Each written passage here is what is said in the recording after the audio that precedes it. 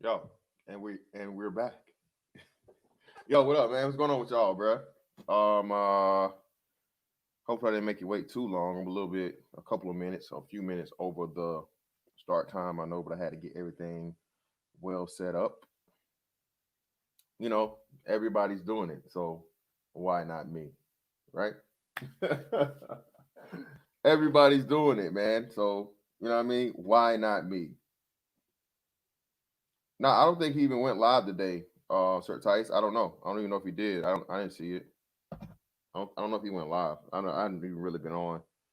I just said I was gonna do this earlier this morning, and it is what it is, man. Shout out to him though. Shout out to Bernard Riley, bro. You know, in the words of one of the people at hand here, the market shall decide. Yeah, from what it's saying.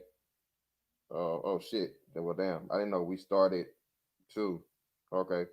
So I didn't know he's actually set to start his shit a little bit after mine. So well, we'll see. But hey, shout out to everybody in the building, man. Glad that y'all are here with me on this Monday morning. Had to hop in on this, bro, because it's a certain individual that I have purposely not referenced, not referred to in this space because certain negative energies and certain ideologies and rhetoric in my mind should be completely and utterly ignored because it has no merit. And all it is just um, food for the sharks, pretty much. Um, the names in the title. So as you see on the breakdown inception of Jessica X, Cynthia G, and Kevin Samuels. All right. Kevin Samuels breaking down the woman that he had on the show. Cynthia G is breaking down Kevin Samuels' breakdown of the woman that he had on the show. And Jessica X is breaking down Cynthia G, okay, breaking down, and I'm breaking down everybody. So hence the Inception reference. Again, I do this for real. A lot of y'all, you know what I'm saying, that y'all that's been here A1 day ones, y'all get it. You get my wit, my humor, and the way I title things. But that's the whole point of this, okay? So I think what we're gonna do is we're gonna work from the origin back to me. All right. Everybody that knows me with this space, Kevin Samuels. Kevin Samuels has gone viral, I think now for the second time, with his with his live panel critique, live panel critique of females that call into his show about the high value man. Again, another thing that I tried to stay away from as much as possible. But now that I'm talking about it, let's actually talk about it. This high value man thing, bro, and the magical, 666 Negro, right? 6 feet tall, six figures, more than 6 inches of phallus. Okay, 6 feet tall, six figures, 6+ inches of phallus. All right, that's the 666 nigga.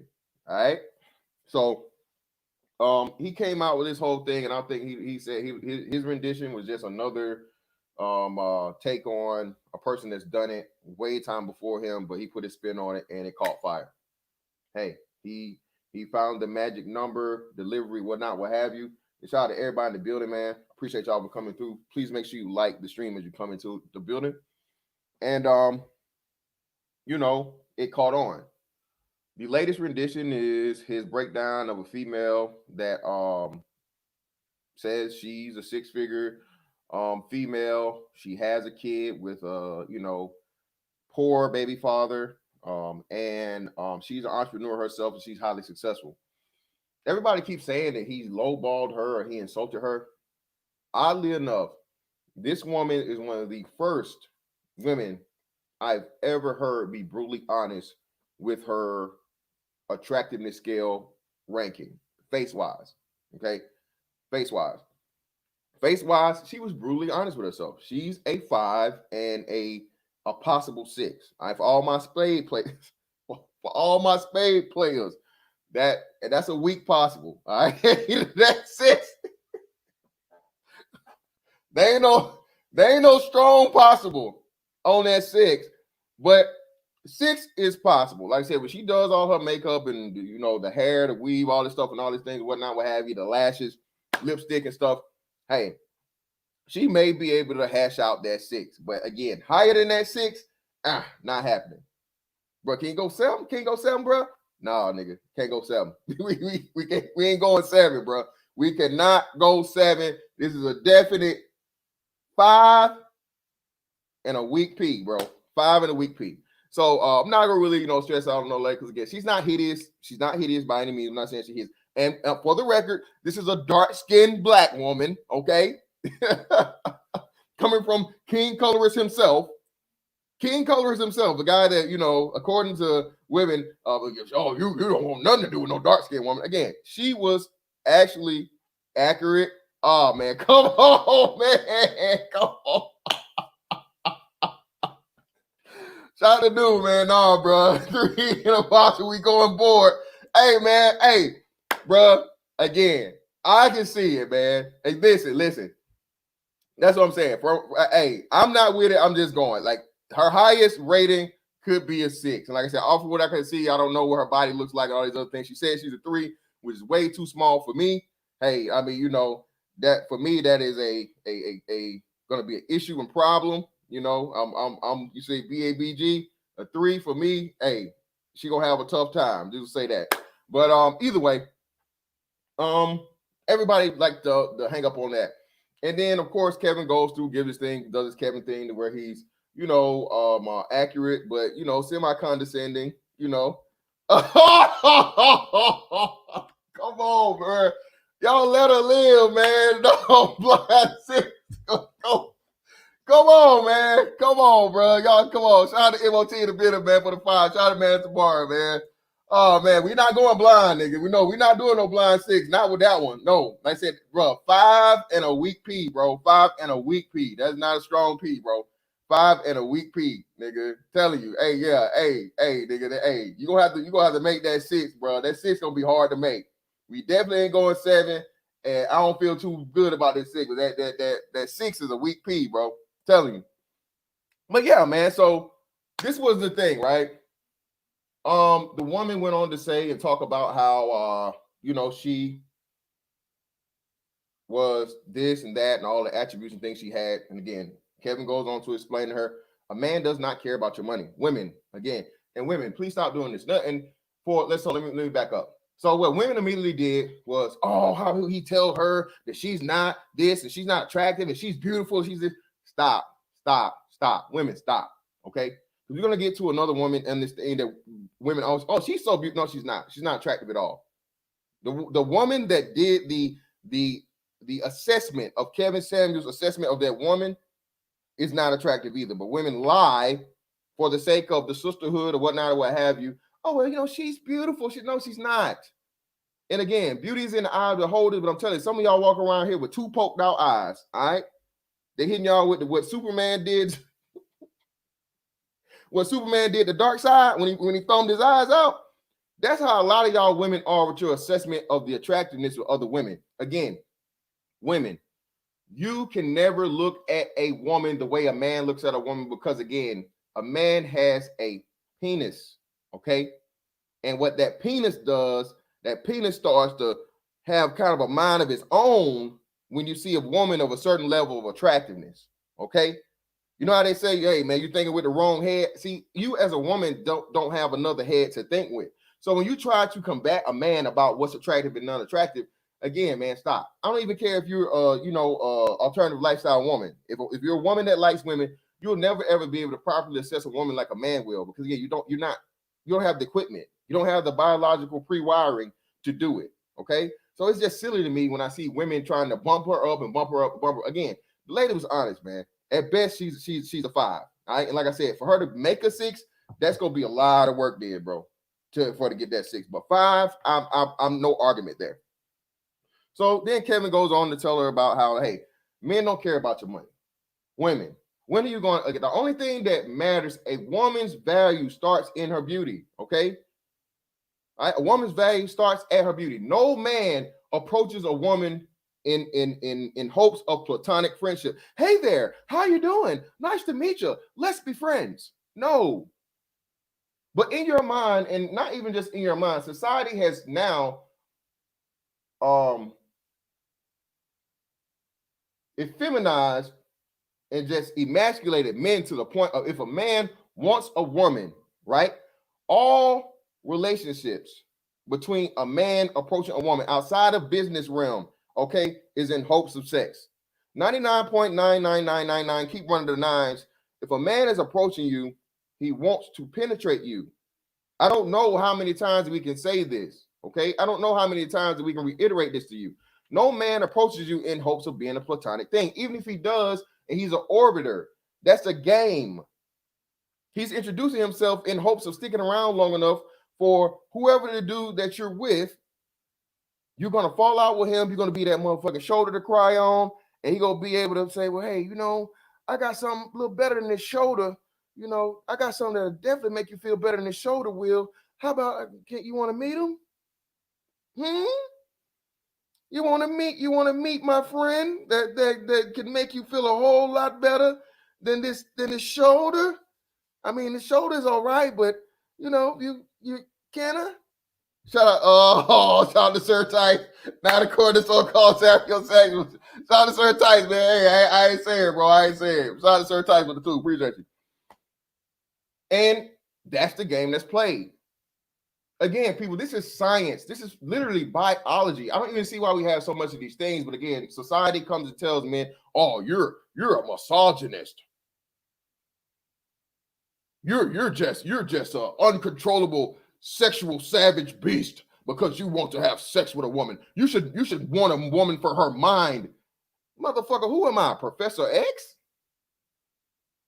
I'm not Charles. My name's not Charles Xavier. I got again, in order for me to care about your mind, for me to give a damn about your mind, I need to like what's covering it. All of this that covers your mind, I need to like this. This for me, especially different men have different priorities. But for the most part, if this is, it's okay. Again, if your face looked like TD Jakes, Biz Marquis, and Flavor Flav had a baby, ain't nothing I can do with you. You can do my taxes. We can spar. We can box. You know what I'm saying? We can roll. We can do some. We can do some jujitsu. We can roll together. You know what I'm saying? But as far as like me getting to know you as a person and all this other stuff and blah, is in hopes of a relationship and whatnot, bro, get them out of here. Stop it. If a man don't find you attractive, he don't want nothing to do with you 9 times out of 10. All right? You may be like on some drop shit. You know what I'm saying? Like, hey, this chick here rolled up on me, bro. And I ran across her on IG, and she definitely wanted to, she wanted she wanted the rod. Okay? She did not want me to spare the rod. Okay? Let me go and hit her up, man. My shit ain't going like I needed to go, but I gotta do something. And you know what I'm saying? I ain't trying to hit this Jergens or this Lubriderm. So, Pamela Henderson, nah. I'll go ahead and take this L. Nobody will ever know about it. I'll take it to the grave. And hey, I help out the ecosystem. Shout out to Jessica X in the building, man. Shout out to Jessica X for this lovely, lovely inspiration of this topic. Make sure you guys subscribe to Jessica X if you're not already is, man. Like I said, Jessica X, up and coming, booming in this space, bro. Make sure you guys support her if not already. So people are actually arguing science, man. And this is why I say, are there exceptions to the rule? Of course, yes.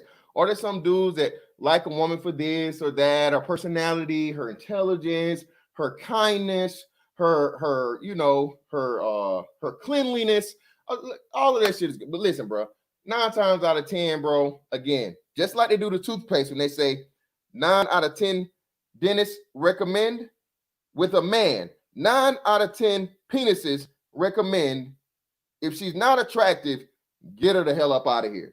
Shout out to the Prophet of Thought series, man. Shout out, appreciate you before, bro. Professor X, lead Professor X. Hey, man, you know what it is. Shout out to X, appreciate you. So Kevin goes on to give his breakdown. He's brutally honest with the woman. Pretty much tells her in the end in Kevin fashion, hey, look, you're gonna die alone. You're out here. You're an average woman. You're bringing up things that don't even matter to men. Men don't give a damn, especially a man that is pretty much his own man. He can do whatever, whenever, however he wants to. 6-figure nigga, the 666 guy, again, 6 feet tall, 6-figure income, 6+ inches of penis. All right. The world is his oyster, and especially according when you go to we're talking black men here. So again, this is another thing too that we don't stress enough for the black man. We do this in this space. I'm not sure if Kevin does it. I think he's mentioned it at some point in time. I'm not sure. I don't really watch his content, so I can't say. But I'm pretty sure at some point I heard him cover this. But we don't reiterate it enough. Black women, okay? All men, all high-value men are not created equal. Let me say this again. All high-value men are not created equal, all right? You don't need 6 figures in Alabama, okay? You got to have more than 6 figures in LA, New York City, okay? You don't need 6 figures in Mississippi, all right? But you got to have 6 figures in Miami and Atlanta, okay? So, and furthermore, any man that has more value than you is high value. I say again, any man that has more value than you is high value. All right? Any man that's got more value than you is high value. What are we doing here? Beggars can't be choosers. Bitch, you're begging. And well, she not begging. She got 6 figures. Again, your money's no good here. All right? Remember when Oprah went over to wherever she went, somewhere over in Europe, and they didn't know she was Oprah, so they treated her like a nigga? Again, man, your money's no good here. I remember this too, bro. We were in London, right?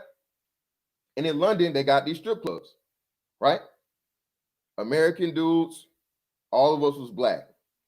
And we tried to get in here in that strip club over the thing. They wanted to. I didn't. I hate strip clubs. I don't like being teased, especially paying to be teased. I don't believe in that shit. Anytime I pretty much ever went to a strip club, except for once, somebody else paid my way in, and I just, I was there with the niggas.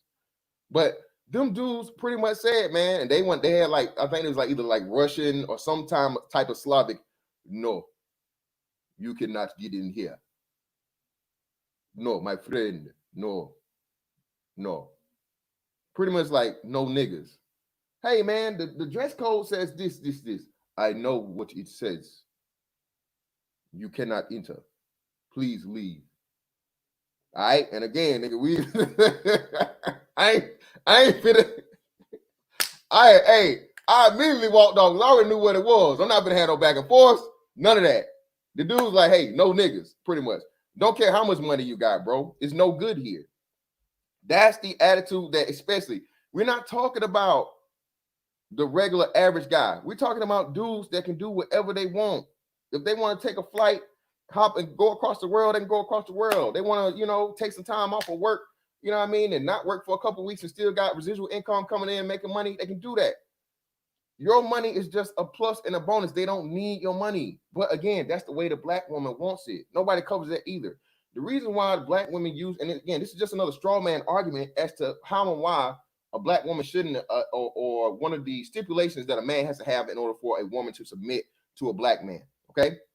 The black woman literally wants you to be Jesus in order to just instant submission. Instant submission. Oh, girl, I saw he dipped his finger in the girl. He dipped his finger in the water and it was sangria, girl. Yeah, hey, he's a keeper. No, hey, he ain't got no problem with me. We went to the pool, girl, and that nigga ran across the 12 feet. He ran across it. I'm telling you. If I'm lying, I'm flying. I got the tape. I got the video. You want to see it? That's literally the only thing that's going to get you instant submission from a black woman, and that's the issue and problem that's having it. No one really wants to bring up here. Okay? Black women simply do not want to submit to the black man, and they're going to use any and every excuse. And the 6 figures is just another thing to do it. Shout out, man. I got 230 people in the building. Hey, I'm going to need y'all to like this thing. I'm not even looking at it, mods. Make sure, hey, remind these people, great people. If you want to, man, by all means, yeah. Do your thing, man. But the like button, man. Hit that like button, baby. Hit that like button. Y'all know y'all loving this shit. All right. So what happens is you bring in all this extra shit. Oh, let me get back. So, all right. High value man. Right. Any man that has more value than you is high value. Okay. If you are working a retail job, Burger King, McDonald's, the mall, Macy's, Dillard's, all this other stuff, and you're making less than $25,000 a year, and you got a man that's making $40,000 to $50,000 a year, he is high value. Okay.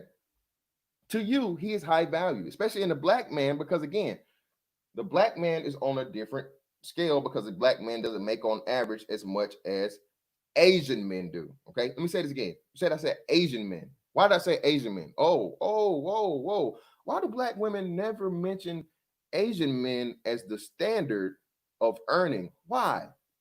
Could y'all tell me? Could anyone tell me? Could anyone tell me why is it that black women are ignorant and they don't know and they just automatically jump to the white man as the standard of high earning?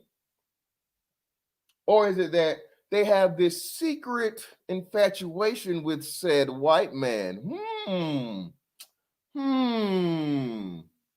What do you guys take on that? What do you guys think about that? Because you do the numbers, the highest earning men are Asians. That's the highest earners. We always get, and this is where we're gonna segue to Cynthia G, right? Cynthia G, the white man, they don't do what white men do. This is why black women are divesting and joining the swirl, because income, you're not dependable. You can't provide. You can't take care of anything.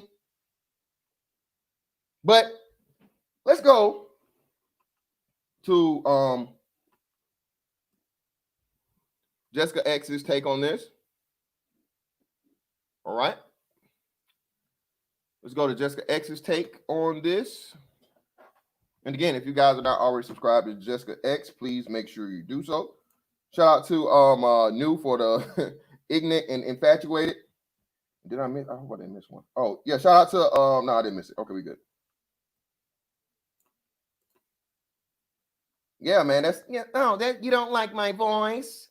Is this not how she sounds? I mean, black men can't provide. They can't do anything. You know, they're conquered. They're ran by the white man.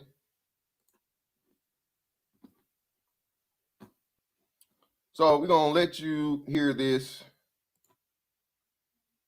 You ladies all feel like you're the exception to the rule. And then when someone like myself comes along and gives you a dose of reality, instead of just accepting it, it's that yeah, but I'm special. And you guys let me know if there's a point where you want to pause at, because I already know my points. Is this not my voice? I want to pause, which is right here. What qualifies him to rate the value of black women and their worthiness to get a man from a group of men who literally have no resources or no collective wealth? Okay, so stop right there. So a group of men that have no resources and no type of wealth. Hold on, wait. The lowest earning demographic in the United States of America is who? Who? Last time I checked, black women on average it went from zero net worth to a negative net worth, people. Black women now have a negative net worth. One of you brothers with the stats, please go ahead and post it in the chat for me, because we went over this ad nauseum. This is factual. The black man has a positive in the net worth, even if it's $1. Again, see, this is what I'm saying. Why is this conversation even being had by black women, the women who have a now negative net worth? Imani, prove it. Prove that it's not true. There are numbers that say this, Imani. So I don't know if Imani, more than likely, Imani is a woman. That's a woman's name. But Imani, this is the truth. All right? This is the truth. Big Truck, shout out to Big Truck in the building. Big Truck, but we're talking about, it has a breakdown of demographics. And when you go to all the other demographics, Asian men, Asian women, white men, black women, black men don't. We're talking about the complete and total of the demographic. The only one that has a negative is the black woman, bro. When you have the breakdown of the black woman's demographic, it is negative. No, they're not. Early love my locks. Early love my locks. I'm glad you said this, sis. First time seeing you in the building. Welcome to the space. Thank you. But that's another misnomer. That's another false claim by black women. Black women are not the most educated. Black women are the highest of attendance. Hence to what you said, why they now have that negative net worth. I'm glad you made the statement. Glad you made the statement. Love my locks. Black women attend college the most. They don't get the most degrees, associates or bachelors. So again, another false claim that black women take and make that they just get to perpetuate and gaslight people with, but they never give you the context of it. Okay? An attendance award doesn't mean most educated. All right? Showing up and being able to get in there, just getting into college, doesn't make you the most educated. That just makes you the highest attendance. But no one ever challenges this. And again, this woman is saying black men don't have, again, the richest African-American person in the country right now is a who? What is the richest African-American person? What race is he? Well, I guess I kind of gave it away. But what race are they?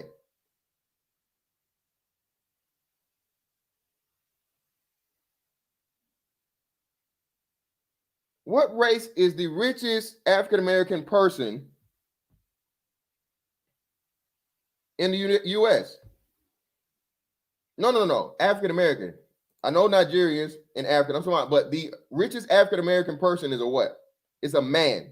Robert F. Smith is the richest African-American person. All right, African-American. That's why I said African-American, not just African. It's a man. Not Oprah, but a man. A man that has, I think, at least twice the net worth of Oprah, but yet and still he doesn't have the celebrity or the household name strength that Oprah has. Self-made man. Not an entertainer, not an athlete, but a man that was an entrepreneur and made his business from the ground up, and now he's the richest African-American man in the country, in the world, actually. Richest African-American man in the world. Shout out to Eric Bird for the $2. Thank you, brother.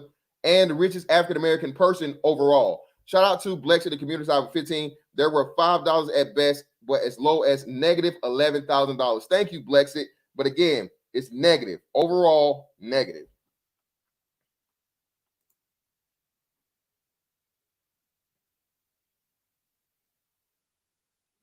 Shout out to Big Truck Series. So what's the name?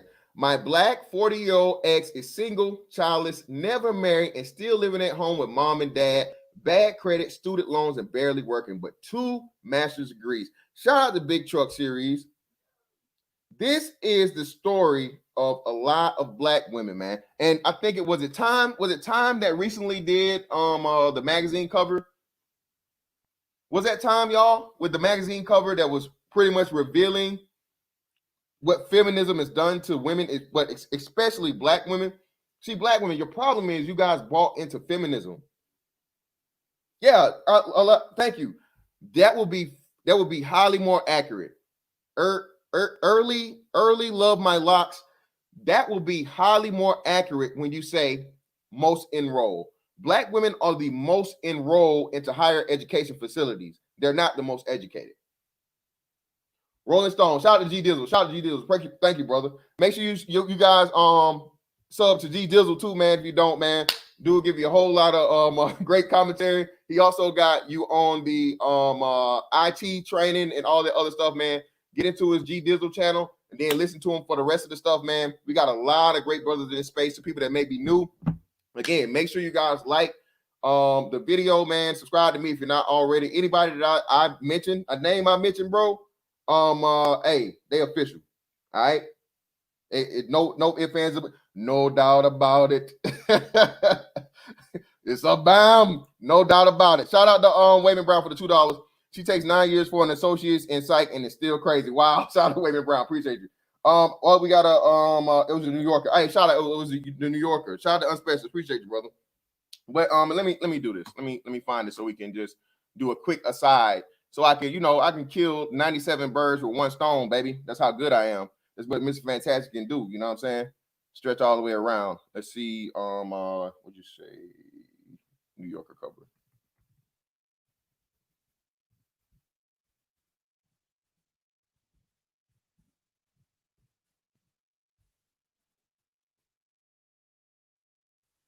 Here we go. Yep.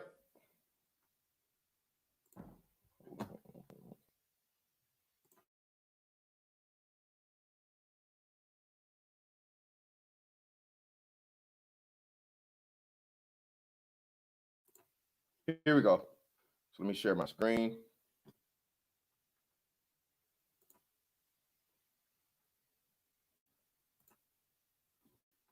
I just got him answer shit.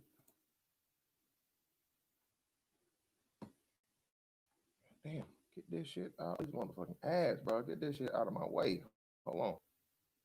Fucking up the flow, man. No, I don't want completely ad-free damn thing. Damn. Anyway, here we go.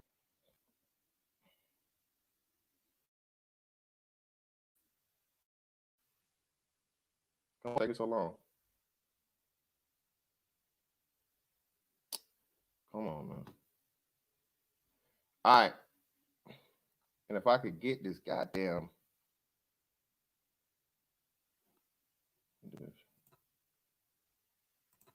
one of these windows.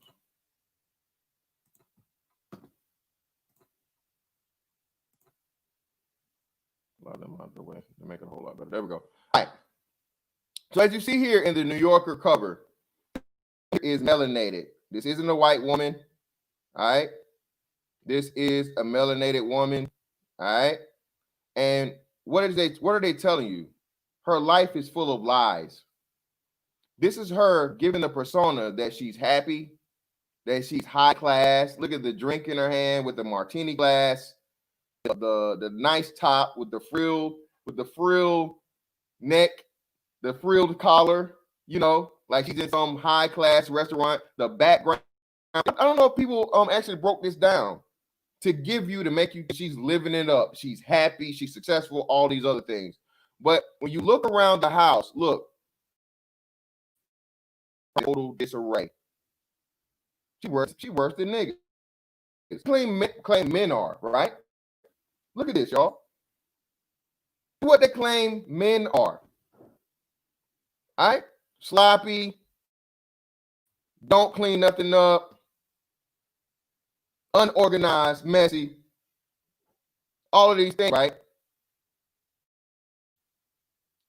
Frill top, some basketball shorts or just athletic shorts, legs not even shaved, house slippers, a whole bunch of cats, more than one cat, the free mask everywhere, Cheetos ain't ate, and this is the most thing. Shout out to Chronicles. Shout out to Chronicles of Judah, bro. Again, most of these women are on very, very high doses of antidepressants. They are one prescription away from their complete and total life falling apart, man. And again, I'm not or It's really, really sad. You know, their own worst enemies because we're all about this. Women are all about other things.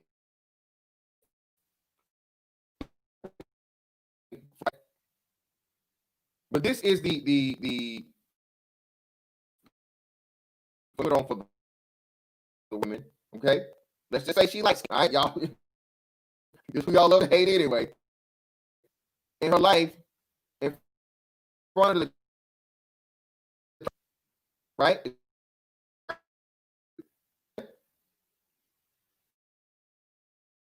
perfect, but behind the scenes, fucking mess. Prescription fill away. Missing one prescription fill, bro. My Wi-Fi is bugging. It is. No, I got it though. Am I coming in good? I'm buffering. Fuck. God damn it. Oh, you know what it is? I know what it is. My fucking son's on that damn thing. My shit's.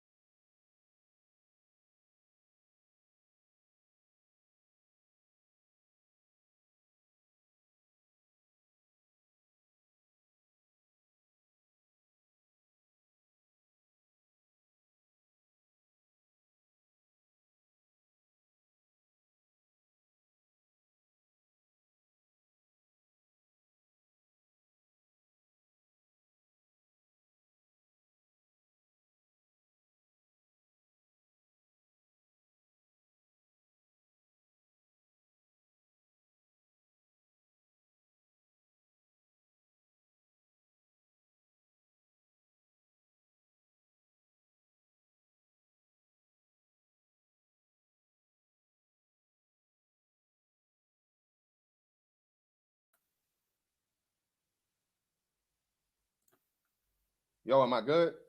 Am I good now? Am I back? See, okay. See, yeah. Hey, man, am I back?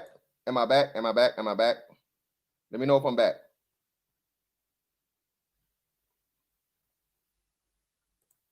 It's probably StreamYard, man. StreamYard's gotta cut this off. Am I back? Let me know. Put a one in the chat if I'm back. Am I back? Am I good? Am I chopping up? Am I?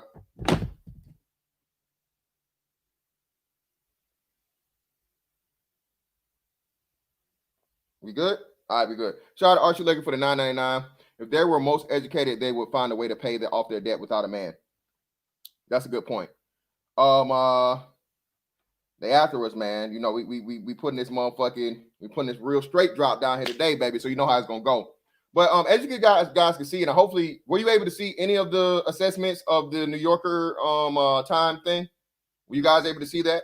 You guys were able to see most of it, I guess. I hope.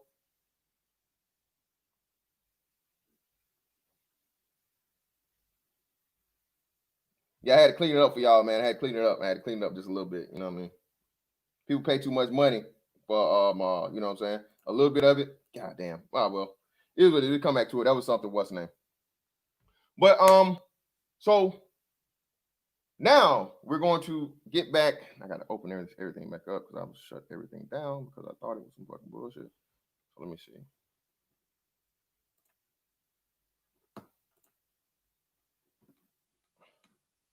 Goddamn hating ass YouTube.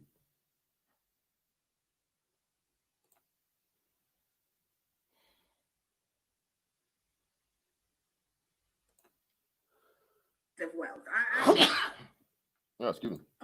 Because we need to be at a point to where we need to qualify Black men's worthiness to give us advice on relationships. Why are we just going to any old person within the Black community and asking them to rate our value in terms of a woman and our ability to attract a high value man. It's like there, as far as I'm concerned, there are no high value black men.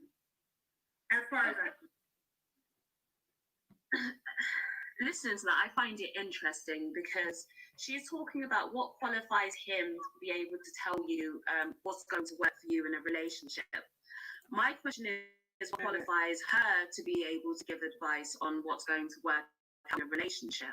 She says that there are no high value black men, but she's chosen, and this is where, again, it doesn't make sense, because she's chosen to go out and have a baby with a guy that she's immediately deemed as being low value, right? As a dusty, not doing much with his life.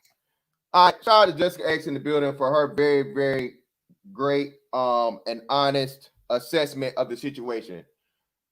Again, the people that are asking for qualifications have to be qualified themselves at times, okay? I'm of the mind of that any and everybody should be challenged. Cool. The experts. Again, you never let the experts, even the so-called experts, just say, hey, I'm an expert. Trust me. Do what I say, no matter what. Never. I'm never going to be a person that does that. But again, when you yourself are proven to be a bad judge of character, a bad assessor of men, how can you then turn around and say that someone else needs to show their qualifications and things, whatnot? But again, you chose in your personal life to do exactly what you're claiming the type of men black men are, but you have a problem with, so that's why you won't deal with a black man. How is it that you have a child with a black man, but there's no black man worthy enough to be high value? Well, whoa, sis. Hold on, wait a minute. So you mean to tell me there was a black man that wasn't high value, but yet and still he was able to get you pregnant? And see, this is what black women do all the time. Just like the woman, going back now to Kevin Samuels' assessment. This woman, okay, is a six-figure person, got everything together, all this stuff, so on and so forth, whatnot. But what does she have? She made sure to let it be known that her baby daddy ain't shit. She had to say that. Whether it's true or not, who knows? Because a lot of times these women lie. But for the sake of even at her, and women don't even understand how bad that looks. When you go out here talking about how bad your baby daddy is, how he ain't shit, he a deadbeat, he don't take care of this, he don't take care of that, so on and so. So hold on, you mean to tell me this is the person you let ejaculate into you and impregnate you? And not ejaculate, impregnate, and keep, but black women are on this pro-choice thing, right? Aren't black women supporters of pro-choice? So you mean to tell me you know you did this, you made a calculated decision because you know how sex works, unprotected sex, okay? You have this stuff called semen.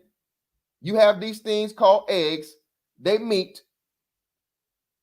A baby is fucking made. It grows in your stomach for, somewhat upwards of 9 months, and then it comes out of you and it's a life. I mean, I think we learned that in elementary school science, right? Somehow, man, I don't know. And again, these aren't children, these are adults in their 30s. Right? The biggest number of single mothers now, they're not even the teen moms, they're not the 20-year-olds, they're the 30-plus women, 30-plus-year-old women. You got 30-plus-year-old women out here, that the ones that should know better, that are being reckless with their vaginas. They're being reckless with their reproductive organs. Oh, well, what about the man? It takes two to tango. A woman can't get pregnant by herself. Oh, okay, but again, who controls sex and childbirth?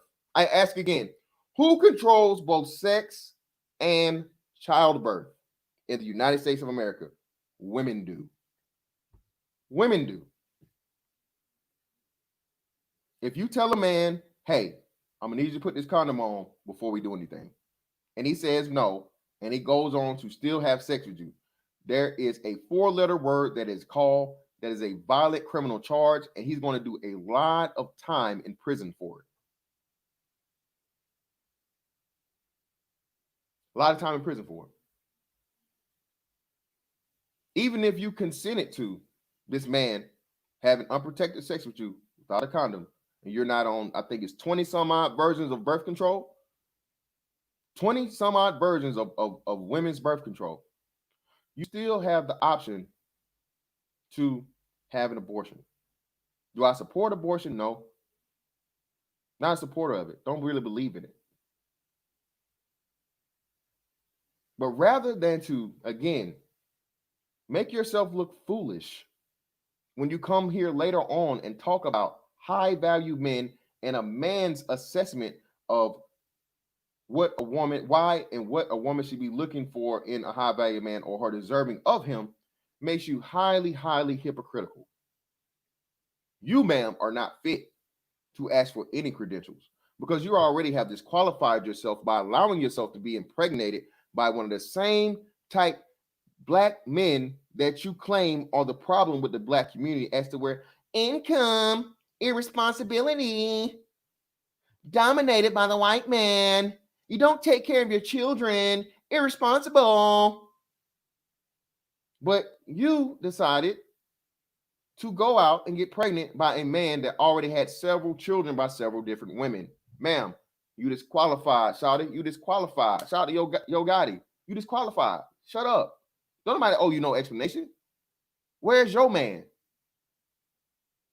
Again, the prime example, the literal definition of the problem going on right now with the black community. A 30-plus-year-old woman that waits till she's in her, well into her 30s, to purposely become a single mom. You can't demand no answers, girl. Sit your old dumb ass down. Sit your dumb ass down and be concerned with your child. All right? Because now you're going to need a high value man to come and take you up and the kids you had with some random dude that don't give a fuck about you. A dude that's not even claiming you. A dude that won't even acknowledge the fact that he, you know what I mean? Again, I still think it was some Cardi B, you know, some Bill Cosby going on there. You know what I'm saying? I'm just saying.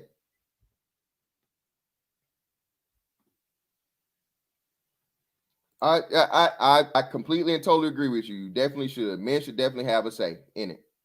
But men should have financial abortion rights also.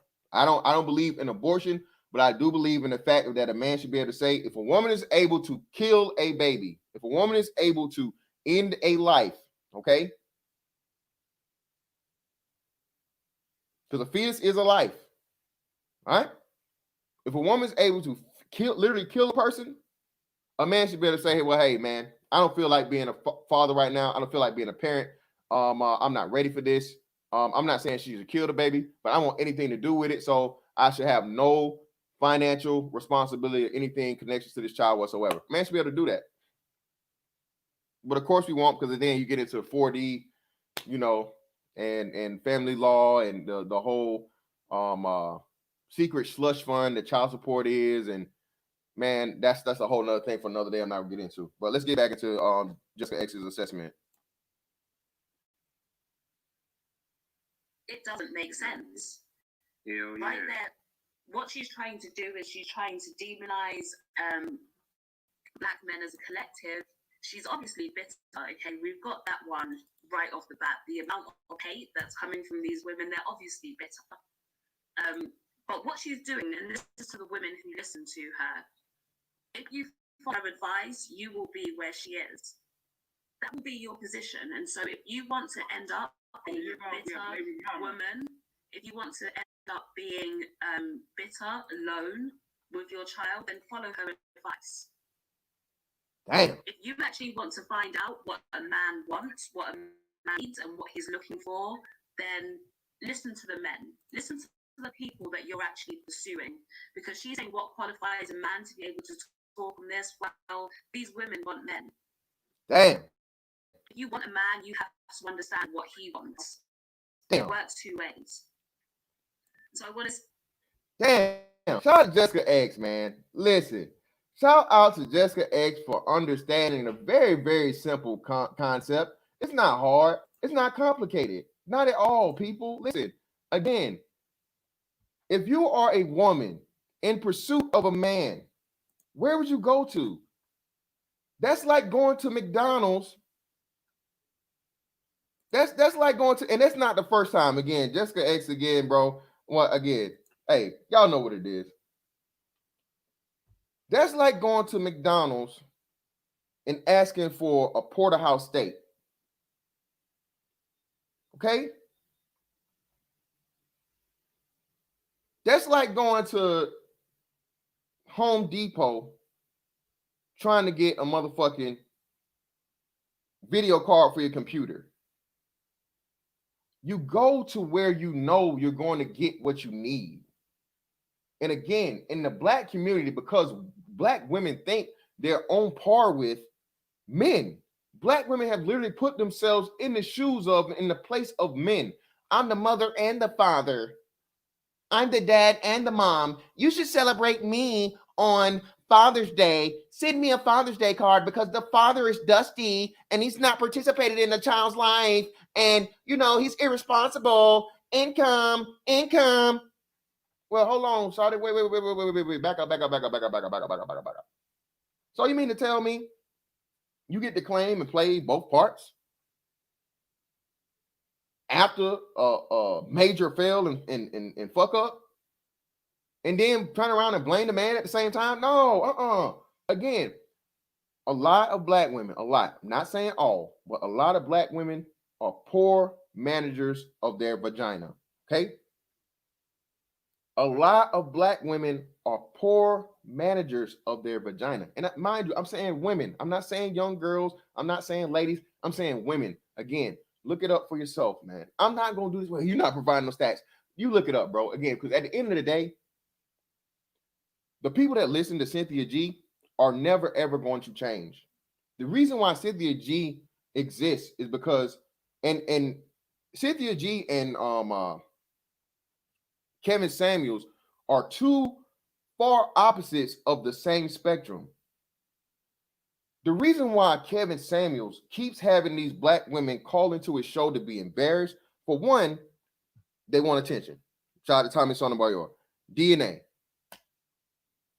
They know that Kevin Samuels is popping right now. He went viral. He just went viral again. So you're going to, that is a chance for them to get up on the big screen, get their face upon millions of people. Because I can tell you right now, this woman never even really wants a high value man. Black women don't want any man that they can't control. Okay?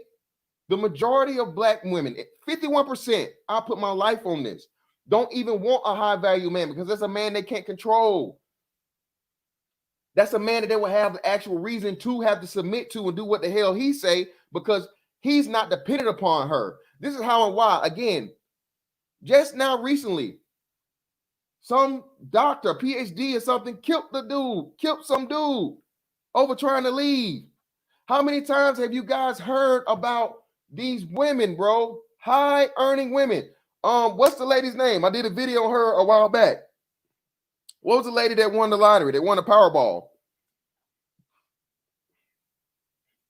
Yeah, they don't. Shout out to Low Key V. Shout out to Pressure Bus Pipes. You don't want that. You want that damn man that is dependent upon you, that literally has to suckle on your breast for survival.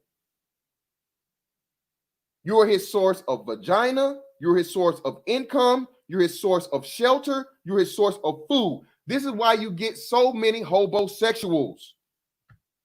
And don't come telling me white women do. I don't give a damn about white people. This ain't about white people. I'm black. You black. Your mama black. We talking about black. Black.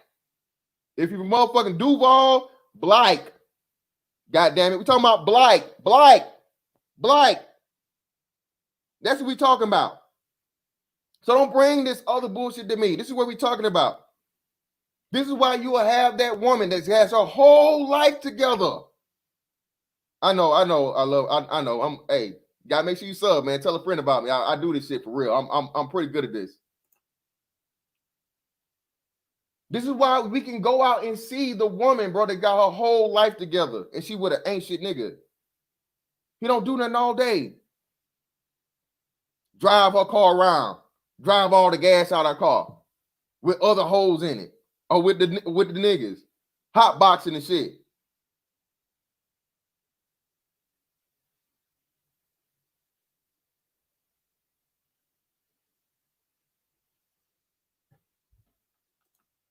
This shit right here it's just sickening. Again, bro, black men operate on the daily, man, getting to see in real time the difference in reaction that black women have for black men versus white men. Oh, yes, sir. No problem, sir. I'll get right on it, so. Yeah, yes, sir. Yeah. You need anything else, sir? Nigga, what you want?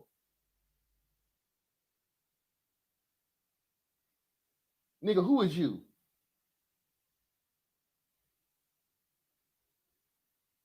And you ain't gotta take my word for it, bro. It's regular schmegular ass, fat ass, whatever white boys that tell you black women worship them just off of fucking this. And they would dare say, again, as a black man, you can't win.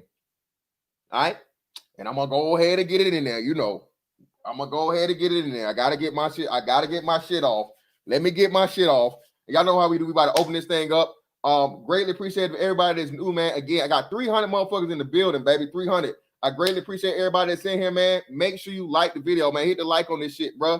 You know what I mean? Welcome to the team, BABG. You know, the big ass black guy, man. You know how we get down. I'm about to open this panel up. So if you agree, you disagree, whatever, whatnot, what have you, by all means, come in, man. Let's have your say. You know what I'm saying? We had the conversation. But listen, man. When you're a black dude, bro, you got to be all this stuff. You got to be in shape. You got to have the money. You got to have the car. You got to be stable. You got to be faithful. You got to be this. You got to be that. You got to be all these other things. But again, in order just to even be considered for all this shit, shout out to Pressure Bros Play. Appreciate you, bro, for the collection plate. You going to today? Well, brother Pressure, I'll try. And the Lord, you know what I mean, gave me the good word to give to you there, brother. I'll try. But yeah, man, listen. Black men are in a position that other men just aren't in because our women have been made to believe that they run shit. And the thing and the issue that's coming up with now, and we're starting to see it far, far more often, is black men are no longer taking the bullshit because we know the secret's out. Bro, black men have been African-American, ADOS, FBA, whatever the hell you want to call us, have been the best kept secret for at least 30 years, bro. Why?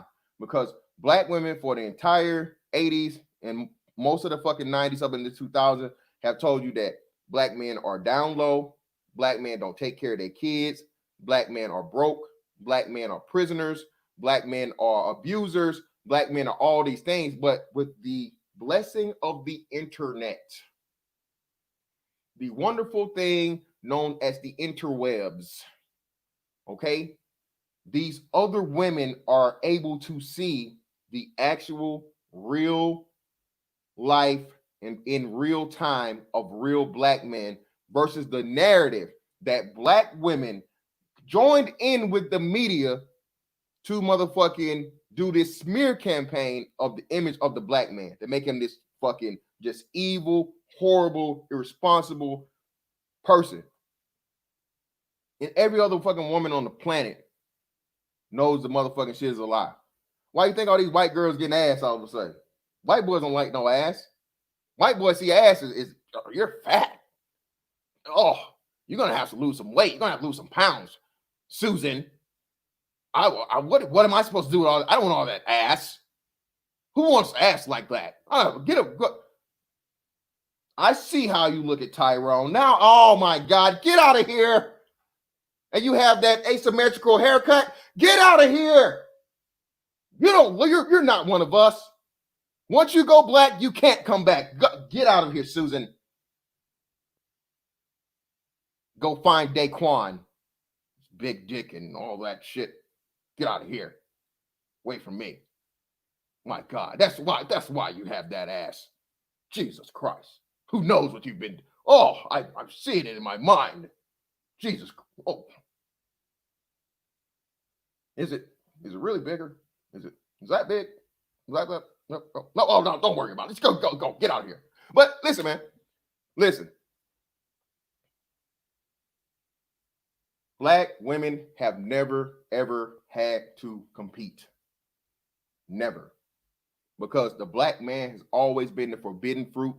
He's been the criminal. He's been the irresponsible. He's been the dummy. He's been the thief. He's been the drug dealer. He's been all these other things. He's been whatever the media and entertainment has put out before you. And we about to drop this link, man. Make sure you guys come on up if you want to. There you go. Go ahead and get in here. You know how we do this. We do this on the regular, baby. For all you newcomers, man, make sure you guys like, share, subscribe, man. Share this shit too, nigga. Don't just like it, baby. Share it, baby. We in here. Let's do it.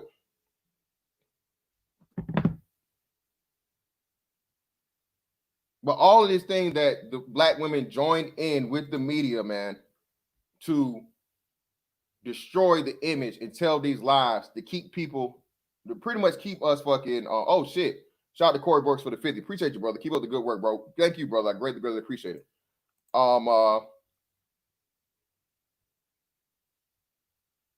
To keep us in a market that only they controlled. That's what this was. No other women except the onesie twosies here and there, you know, were dealing with black men because it was so much negative things put into it. And the fact of the matter that you just didn't have the progression and comfort of shout out to Wiseville TCP, fantastic out here with the Sean James. Yeah, man. With the comfort of just interracial relationships. You know what I mean?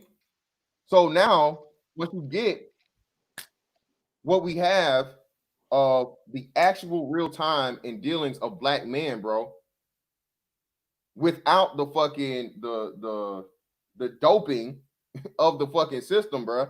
You know what I mean? Without this motherfucking zombie goddamn filter or this crackhead filter over the black man, these women is like, damn, them niggas doing something. They looking good over there. Oh, they like a little ass and get a little ass.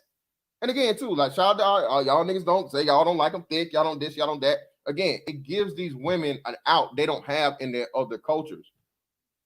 Black men like thicker women on average. So to the woman that's already, if she's genetically fucking, you know, a little thick, she got a little pudge, she got that fupa. Hey, niggas don't mind that fupa, bro. You know what I mean? You know what I mean? You got that ass back down. Hey, bring that. Hey, Su Ling, bring that on over here.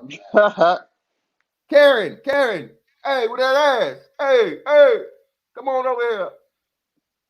But the things that the outcasts in the city will make them an outlier in their own cultures, black men are here and they have just as much things as the other dudes have, man. Again, the fact of the matter that when you really get into the numbers and all the other things, bro, we're only 13% of the population, okay? There are more impoverished white people than black people, even though we have a higher poverty rate, okay? There are much more poorer white people than black people because, again, they outnumber us 5-1, okay? So this dream and this myth that the white man, the white man isn't even the highest earner. The highest earner is the Asian man, okay? And Asians make up. I'm gonna ask a question too after this. Fantastic. Okay. So again, man, when we start getting into the aspect of it, bro, and you really start getting into the actual data, the numbers, and all those other things, you come to find out that people like Cynthia G, bro, they are literally talking about themselves. She's talking about herself.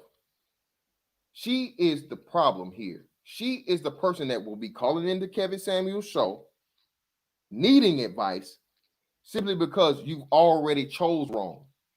Okay? These women are calling, asking for a man's opinion because, like Jessica X said, they didn't ask their mama, they didn't ask their auntie, they didn't ask their sisters, they didn't ask their homegirls, and 9 times out of 10, all of them are single or dealing with ain't shit niggas themselves. And they keep telling her to deal with the type of niggas they dealing with or the niggas she been dealing with. And in her case, it's one that gave her a son and is not providing or taking care of him that's at least 10 years in the running now. This woman has had at least 10 years, y'all, to learn from the mistakes she made and improve. But yet and still, 10 years later, she's all accomplished, all bagged up and sacked up, but no man. But panel's open, man. You guys are more than welcome to hit the link, come up, and let's have a discussion. What's going on? Let me ask this question because I'm not staying long. They talk about I watched it. I'm about to watch the full video of that about making the men in our community work for their validation. And it sounded like competing, but isn't that what the men been telling about them for a good long time, that you have to compete to get the man that they want? And now they're using the reverse. So my question asks, since when now to most women said that, talk about competition, have they even stepped in the realm of competing at all?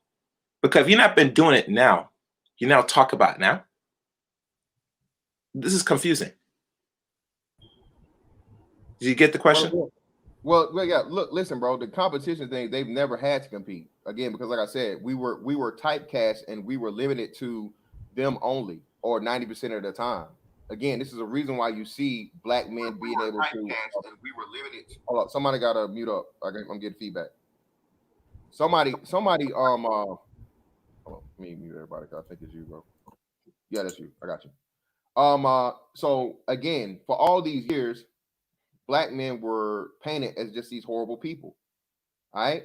But what happens is over time, they get to actually see us for who we really are. And women find out about it and the secret's no longer there. This is why you keep seeing an increase in interracial marriages for black men. And it's increasing at even a higher rate than black women. Again, this isn't me. This isn't hate speech. This isn't me woman bashing.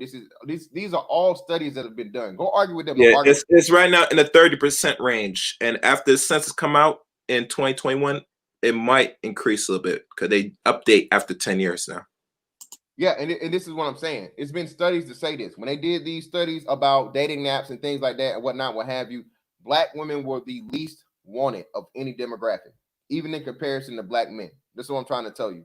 And this lie that they keep putting out there, like they can just divest and they can just leave and everybody's just waiting to fucking jump on the black woman train, is just not true. It's just another lie.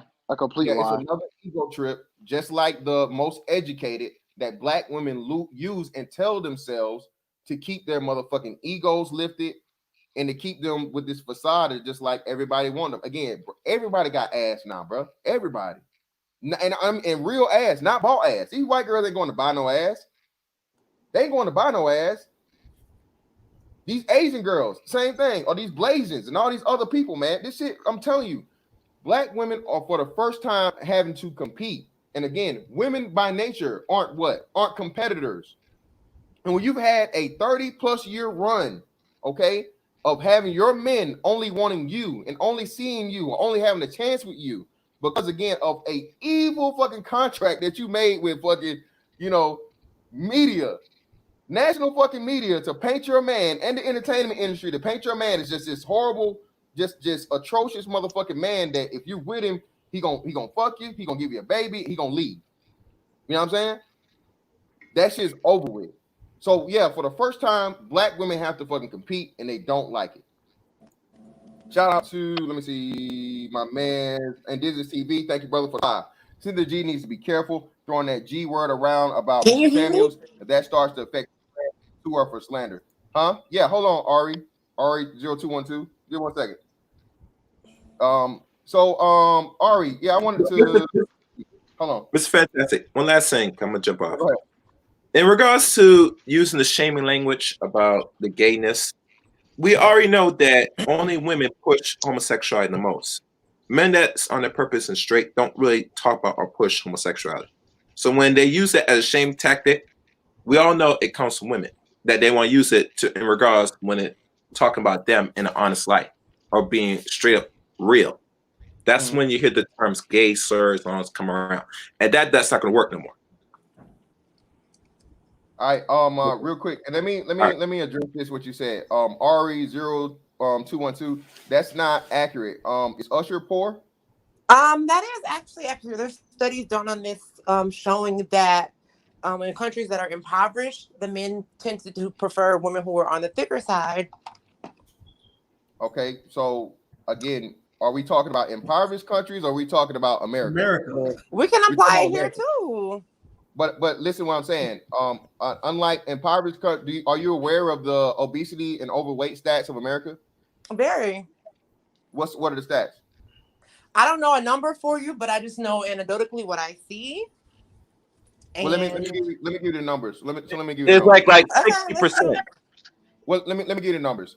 Black women are at a 60% obesity rate. That's extremely overweight, and they're at something above plus 70% of overweight rate. Exactly, and the men that pursue them are mostly black men. So what is that? Hold on. Wait, sis. Let's do some math. Sis. So let's just stick with the overweight. Let's not even go to the obese, the very, very high end. So 70%, how much do you have left over from 100? 30. So how many men can get how many men can get 30% of the non-overweight women? I wouldn't know. What you tell me? It's mathematically impossible. You have no choice. If you like black women, you naturally, it has nothing to do. It has literally nothing to do with your finances. They're overweight statistically. So you only have a 30% chance of even getting one that's not overweight by the numbers. But I see when black men date out, they tend to go for overweight women in other races. So that's anecdotal. And again, like I said, y'all just said here and said in the chat that you like big women. Like now, no, I do. I'm not. Wait. Hey, ain't no shame in my game. I like it. I like a thick. She got to be thick. She got to be thick. And that thick to you might mean overweight to me. Okay, so what do you, is this you in your picture? Yep. You got the camera on, but you ain't cam. You go. Is this a recent picture though? Yeah. I'm naked, so I'm not gonna get on camera. But whoa. I need you to turn that camera off, then, son. You need to go ahead and click off that camera if you're naked. You don't shut my stream down. How do I do that? Like, use your avatar. Turn your camera off. No, yeah. Click on the camera. Click the camera on. Click on the camera and then turn off the camera. Yeah. Don't cam up if you're naked. But anyway, we'll come back to you, Ari. We'll come back to you real quick. We got my man Citizen Lou in the building. Citizen Lou, man, go ahead and drop it on us, bro. What's up, brother? How you doing? Fantastic, man. You got it, man. I can't complain. Another day. That's what's up, bro. Y'all been doing some shit. But hey, man, I had to jump on the stream for this one, man. Look, this is what I don't understand about the swirling movement. If black men are dating out, like I don't understand Cynthia G's skee ball head ass logic. If we dating out, right, that's more white men for her, right? That's more white men for the swirlers. I don't understand. If we getting all these trash ones and shit like that, why do they care? That's what I don't understand. Like it makes no sense. And I want to lay something on you real quick. When we look at mixed children, the mixed children with the black fathers tend to do better with a black father in their life. Because let's think about it. A black woman has not produced a president of these United States of America. I mean, let's go ahead and let's just be real about it. So there's so many things. And if you look at the media, are y'all familiar with Game of Thrones? Yeah. You remember the Sully, those eunuch niggas, those simp niggas who had no dick? That's what they want us to be like. They just want us to be, some mindless zombie simp niggas that just lay our lives down. And I was just saying about the media. Look at the movies, we Simpson movies. They just riding that wave. So, but we look at reality. That's not the case. The ground game is where it's at. What she said, black men they fat women. All my homies in my field that date white women, Asian field, all of us, none of us are dating fat women. I mean, we're not broke either, but none of us dating fat white women. It's not the case. So, man, I just think that this is. I'm gonna wrap it up after this. Man, I just think this the last hoorah. They just trying to get all their little venom out, trying to shame black men into doing it because they're about to be extinct. These bald headed skee ball, no edge having ass bitches, they done. They cook. It's over. It don't matter what you do. I don't care if you with a plump Yao Ming, little Chun Ling. It don't matter. It's better than being with a Cynthia G. Who got a baby daddy by a Dusty. You know what I'm saying? What they by their own definition. She got her own face. No, she don't. Yeah, hold on. Let me count this out, man. Shawty just tried, man. Shawty hit us with the what's name, man. She hopped up here. She trying to get her OnlyFans motherfucking popping, man. Come on, Shawty, stop. That's why she talking about she naked and shit. Don't fall for the trap. Hey, that's promo. Shout out to her. Delete her. Don't time her out, but delete that damn IG, girl. You ain't slick, girl. That's what you try to do. Hey, you trying to? I'm naked. Stop. We don't do OnlyFans over here. God damn it. She must really not know where she at. We ain't paying to see no pussy. God damn it. I ain't paying to see it. God damn it. It's crazy. But shout out to my man Mario J in the building, brother. Welcome back. Really, you came back. Hey man, I appreciate it, man. It's always a pleasure to be back, man. Shout out to everybody else on the panel, everybody in the chat room. I definitely agree with a lot that you guys are saying. I do believe that the issue with the Kevin Samuels situation is that a lot of people, a lot of women felt they were sitting in that seat that lady was sitting in. They didn't have a rebuttal. None of those antics and those hashtags goddamn set them apart in reference to Black Girls Rock, the Melody. They couldn't use nothing except common sense and logic. So when you can't come back and combat what's being said, the only thing you can do is sit there and look at your goddamn phone. Do you realize how childish that looks? How pathetic that looks. And then the best thing you do is, because she couldn't defend herself as a grown woman on the panel, you now say, we're going to start this smear campaign. We're going to shut his channel down. We're going to say that he's abusive. We're going to call him all of these different names. My thing about it is, since when does being blunt make you an abuser? Since when did telling people facts? Hey, listen, I'm a six-figure earner. You're not a six-figure earner. I wouldn't even look at you. I wouldn't even spit on you if you was on fire. Why would you have an issue with that? Why would you have an issue with that? How many women right now? You look at Cynthia G. I seen a panel with Cynthia G, and there was 4 women. And you had each woman in their little box. All of those women look the same, and all of those women sound the same. No individualism. This is no shade. I'm saying realistically. And then when you talk about Black men, every Black man probably on this panel right now looks different. I don't need no eyelashes. I don't need no makeup. I don't need no weave. I don't need any of that to know my self-worth. So if you are not comfortable in your own skin, how can you tell a Black man his worth? How can you say, well, you're only a dusty? Fuck all that. How can a slave tell the master what's broke? You know what I'm saying? Who a slave is, right? Listen, man. Shout out to Mario J, man. Listen, brother. Thanks, brother. I'm here. That's a great point you made too, as to where Black women have this cookie cutter look. Shout out to my man Zero, man, the bad bitch look. Even when they go get bad bitch surgery, they literally have a already predetermined look that they're doing. The nose, the lips, the waist, the ass, all this stuff. The whole body thing is already preset, bro. All right.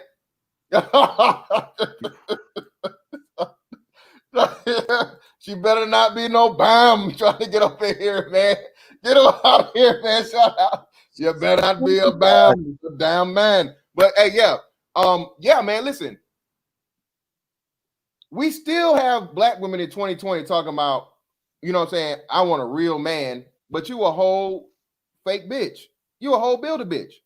Again, Cynthia G, respectfully, we're still waiting for the no wigs 2020, the no makeup 2020, the hop in the pool 2020. Cynthia G, let us see what makes you worthy of saying a man has to qualify himself to talk about Black women. Again, are you attractive enough, okay, without in your natural state, okay? No makeup, no weaves, no wigs. Again, I have seen you with that dirty motherfucking stocking cap on, so I know what you look like without the wig, okay? Behind the hangouts a long time ago, I seen it, so don't deny it now. But hey, some dudes like the Amber Rose, slick back. I don't know. You know, you might get some finger waves in there. You can bring finger waves back, Cynthia G. Who knows? She got that. But yeah, that new got you. They got a new guy. But listen, this is what I'm saying, Cynthia G.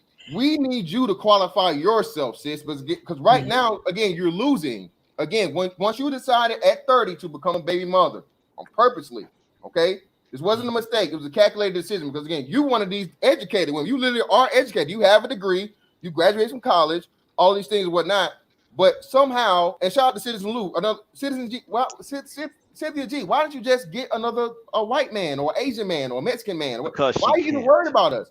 If we're so unqualified, you know what I don't talk about? Again, shit I don't want, I don't talk about. Right. I don't. That's why I don't talk about white women like that. I don't talk about Asian women like that. That's not anything that I'm attracted to or concerned with or worry about. So I don't, well, you look at what them white women and them Asian women is doing. No, why would I'm not interested in them. I'm not attracted to them. I'm not trying to attract any of them. So what you guys are pointing out is Black women don't even understand the masterminds that men are when we hear women talk.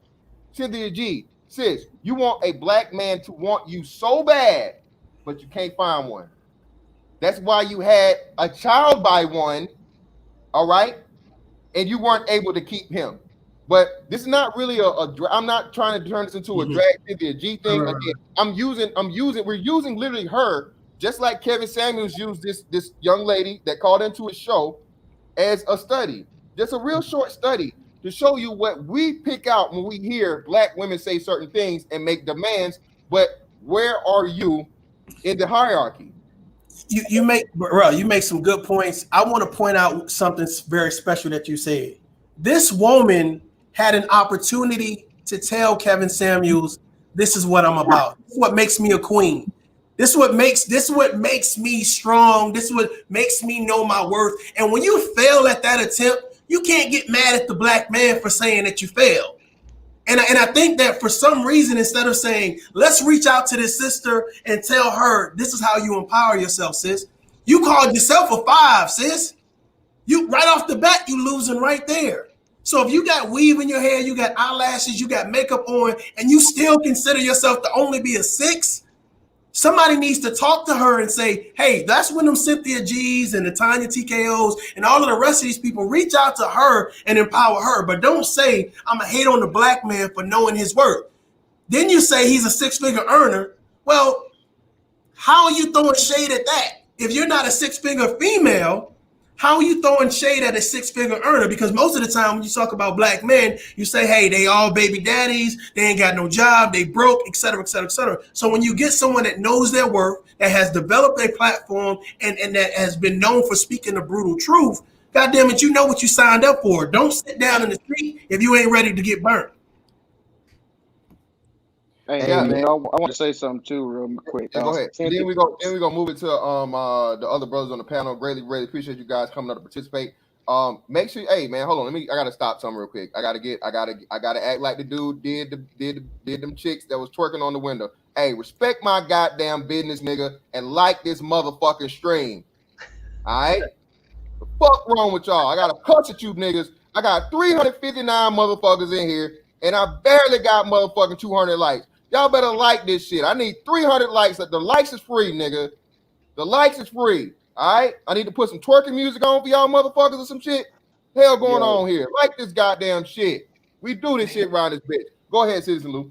Yeah, hey, I'm gonna pass it off 10 seconds. Like Cynthia G and Cynthia G millions and all the other women suffering from alopecia like Cynthia G. Hey man, if you want to get their head bald and clean like me, man, I got that razor pack, I got that cocoa butter. You know what I'm saying? I'm gonna help y'all out. You know, if you need a consultation, if you need YouTube, check out my YouTube channel. You know what I'm saying? I got that. You know, you see that crispy, clean, bald head. I know. Hey, let it go, shawty. Let it go. I did. You know what I'm saying? It's a better life. Let it go. Take the cap off. Take the wig off. I took it off. I got you, baby. Hey, bro, Ayanna Presley did. That's what I'm saying. Move on. It's over. It's done.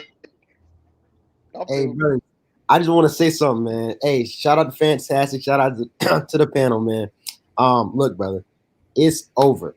I'm here to let y'all know, man. This whole gender war, YouTube back and it's over, and Kevin ended it. And I'm gonna tell y'all why. Because I've been said back in the day, Kevin Samuels is basically Steve, and this is not an insult. He's Steve Harvey with manosphere talking points, and this messes up the glitch in the algorithm that is the feminist black woman, like the Paris Milan Cynthia G. Why? He has a great show. He's successful. He can speak, but he has a way of communicating manosphere, ideologies in a way that, and he the way he sets it up is their typical, insults they can't use against him, and he sets it up. They cannot use it, and now his views are higher than theirs because they realize that the 5 years that I've been subscribing to these idiots has gotten me nowhere. I've become fatter. I've become lazier. I've gotten less men. I've gotten less money. So they're like, damn, let me at least listen to what Kevin got to say. Then he has a better show than them, period. So this whole argument, like this whole thing, y'all, it's over. They've been, I don't know if you've noticed, but a lot of these feminist women, like they even struggle to create content. They're struggling to even create content because black men are getting on their square. Like we're really we're really doing our thing right now. So the fact that Kevin, I salute to him. We had some some disagreements of the fact that he's manosphere. I still think he's in the lane of Paris Milan and Cynthia G. He just does what they do better, and he gives them real solutions. And that's the thing. When these black women stop listening to Cynthia G and start listening to Kevin, their life's gonna get better. It's over. So their whole thing, they're gonna try to say he's this and say he's that because their livelihood as talking shit is done because he's gonna do what they do but much better. It's as simple as that. So it's over. Because Cynthia G and her archetype, they're about to be extinct. Yeah, and real quick, and it's that I didn't go all the way there where I wanted to. So again, being that Cynthia G and shout out to Jalen for saying this, Cynthia G and and Kevin Samuels again are two sides of the same coin and two ends of the same two extreme ends of the opposite spectrum. Like he said, Cynthia G is a safe space for black women that pick the wrong men religiously, make bad life decisions. They don't do anything to improve themselves. They don't do what they need in order to get a man. And Cynthia G comes to them and tell them they're not the problem. Black men are the problem. And black men are the problem because they don't make enough money, because they aren't literally running the country at a 13% rate. Again, Asians at a 5% rate, even though they out earn white men, will never ever just overroll and steamroll fucking white men because again, 5-to-1 ratio, man. All right, numbers matter. All right. Even the amount of people and amount of money they have in the upper echelon area, you won't have enough black men that will be able to motherfucking surpass that if all things were equal and everybody had the same shift in economic power. So it's unrealistic. So what she's doing is she's literally pushing a motherfucking goalpost to the next galaxy that we could never ever accomplishment, and saying since we can't reach that goal, we're failures, we're defeated, we're dominated, we're all these things to the white man. When again, the white man in his own country isn't even the highest earner. Okay? So this is this slave talk. And again, this is subconscious too. You got to think about it. This is this slave shit of what the white man and all this other bullshit. What Kevin Samuels does is Kevin Samuels say, well, look, listen, black men do have a disadvantage in certain areas due to whatever may be. We do earn less than white men do, but for those that do and are of that high earning, that high value part of it, okay, their numbers start a whole lot lower. Again, for the black household median income is I think $40,000. It's 10,000 to 12,000 less than what the median income is of white people. So if you are a black man and you're making more than median household income, again, when you say household income, that's usually two people working, two grown adults working in that household. Okay. So if you're a black man that's clearing $50,000, $60,000, bro, you're doing well. Okay. You're only going to increase your earnings as you get older. And again, a man does not even start to reach his peak earning potential until his mid to late 30s. And he doesn't really start it until his 40s. So again, these women that are getting pregnant in their 30s by dudes that are either their age or much younger than them with nothing to offer are then reaching up and complaining to the men that are here at that starting to hit that peak of earning potential for not choosing them. And they got life experience, they got stability, they got all these other things. And y'all are trying to make them to blame. You want him to be a stepdad when he's, because again, the majority of black men don't have children. The majority of black men are single and childless. This is stuff we cover in this area. And again, Kevin just puts it in a package as to where women are willing to accept it because he has a certain image. Okay. On top of the certain image, again, these women have ulterior motives. They don't even give a fuck about that. They don't want the high value man. They just want to get their face on the big screen, on the motherfucking Summer Jam screen. And then what they're going to get is a huge flood of random dicks coming their way in their DMs, on they friendship requests and follow requests and all this other shit from the man she really wants. And I promise you, there's going to be like a 75% chance the man that she wants ain't gonna have none of that high value shit. She gonna look at how he looks. She gonna look at his vibe, swag, drip, whatever the hell the fuck it is. Anything outside the motherfucking economics and shit that really counts and matters that you should be considering as a 30-year-old woman looking for fucking security and long-term motherfucking success. She don't give a fuck about none of that, bro. And especially for a woman like her. God damn, Corey. especially for a woman like this that already has all of this. She already feel like she don't need no man. So for her, she did this in order to get that promotion, bro. Her face and her everything is out here in the spotlight. Yeah, that was me. She gets to play the victim. He was harsh. He was cruel. He was this. He was that. Hey, I was just there. Now you get some simp ass nigga or whatever, or the dude that she really want to hop in her DM, and she'll flew him out. She gonna flew him out, not the other way around. 9 times out of 10 to get the dude she truly fucking wants. Shout out to Corey Burst again, bro, for the 50 piece, bro. Thank you, brother. Shout out to Mario, my old warrant officer buddy at Fort Polk, Louisiana. Appreciate you, brother. Hey, bro, that's a great assessment that you just made. What I will say is this though, with these looming 20 million evictions coming up next year, the environment is going to change. Oh yeah. What you're going to see is a huge change in the female's attitude.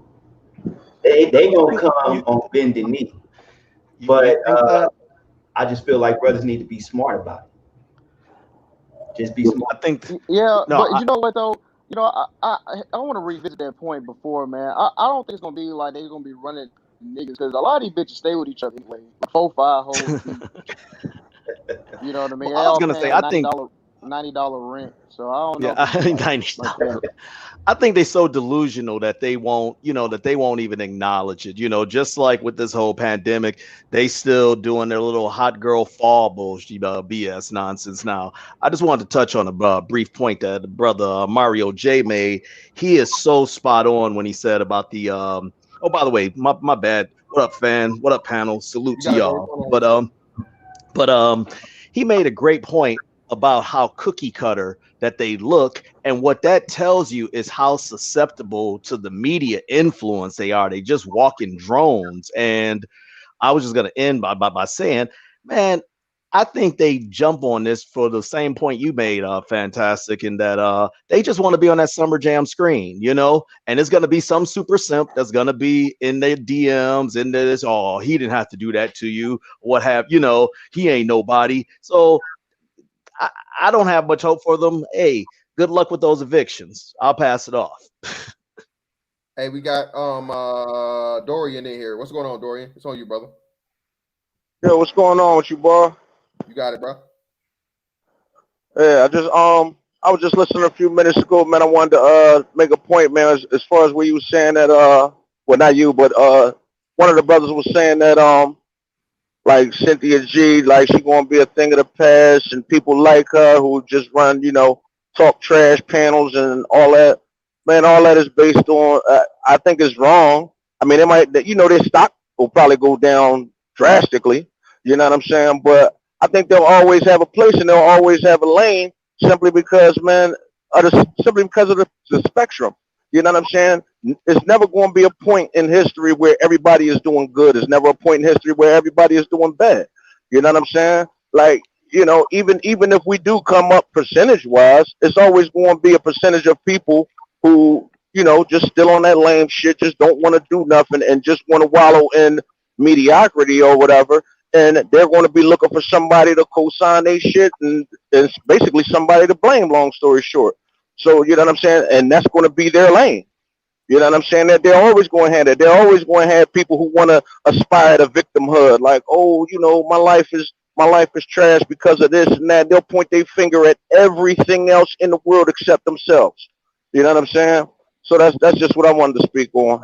Well, man, I agree. I just want to clarify. Like, when I say that it's over, as you can see, feminist black women have a real issue with competition. And what they've had in the past on YouTube specifically and on mainstream media is a monopoly on the perception that is given in relationships between black men and black women.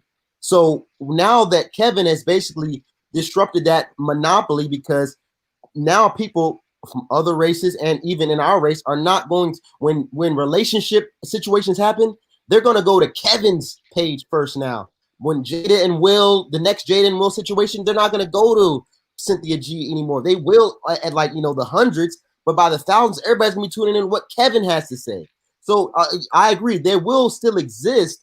I'm not saying they're just going to fall off the face of the earth, but overall, the impact is going to be greatly reduced because people are trying to really deal with reality at this point, and that's what Kevin does, and that's what the way he packaged what he did. So yeah, they're not going to just go away, but you can't underestimate the impact that this has, that there is a black man that when hot topics come, when women themselves, black women, are no longer gonna go to see what old ass Lisa Ray has to say, because they know she's broke and she's fucking miserable. They're gonna see what Kevin has to say. Maybe he'll help them out.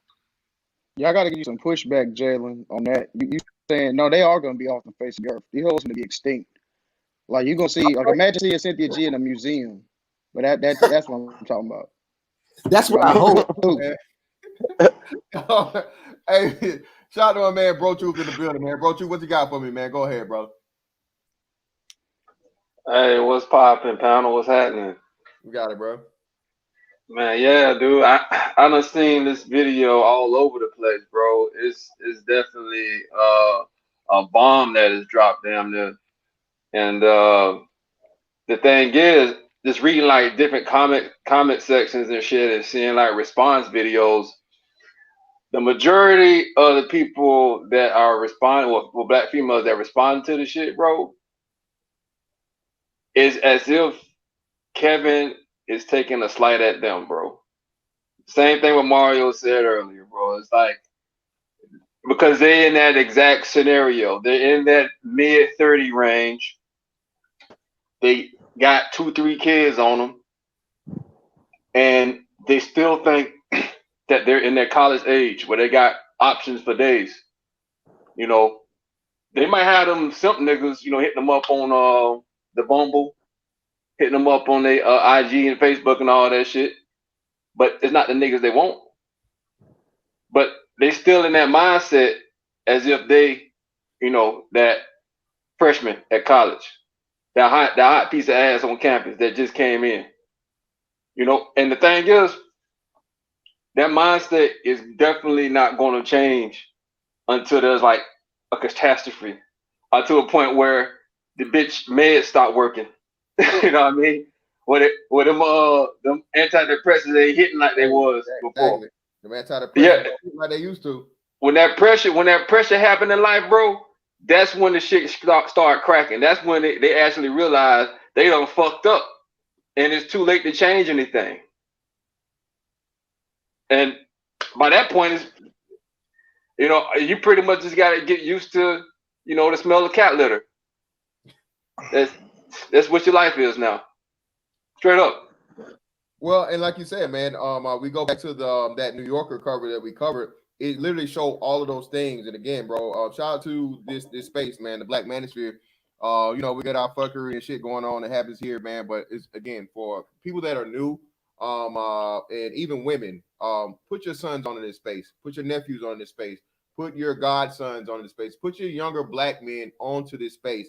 This is a wealth of knowledge of brothers of all walks of life that give their expertise and whatever their life fields may be, their experience may be. We have brothers that are in tech. We have brothers that are white collar, blue collar. We have brothers that cover any kind of spectrum you can cover, man.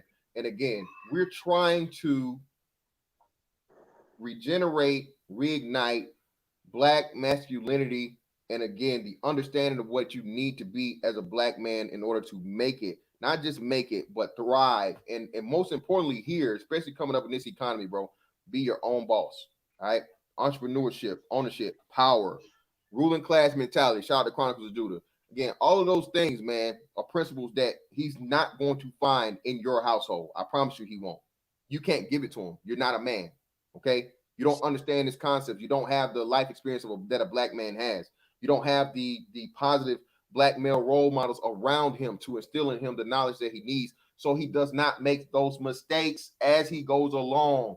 The biggest things that we talk about here is brothers, man, and while we go at it with these old niggas, man, put them up with the old niggas, is that for whatever reason it may have been, they did not pass down the proper knowledge to us. Dudes that are in my age group, we're saying we're not going to drop the ball the same way. All right. At the very least, we're going to put the information out here for the younger brothers to pick it up and take it along. Shout out to my man right here, man. We got one right here, living proof. My man Young, so 17 years old, bro. This dude is already on the right track. Been soaking up all this knowledge, bro. Already doing the right things, bro. When we talk about, we don't just bash black women here in this space. That was this is not about. Again, this is for the success and overall, not just black men, but again, the black race, as you say. Why? Because again, every race is led by their men. Black women, you're gonna have to fall back if you don't want to be fucking left out here in the cold like you want to. Because again, now that you have to compete, these younger cats are even saying it. You seeing this? Why y'all fell out with TikTok?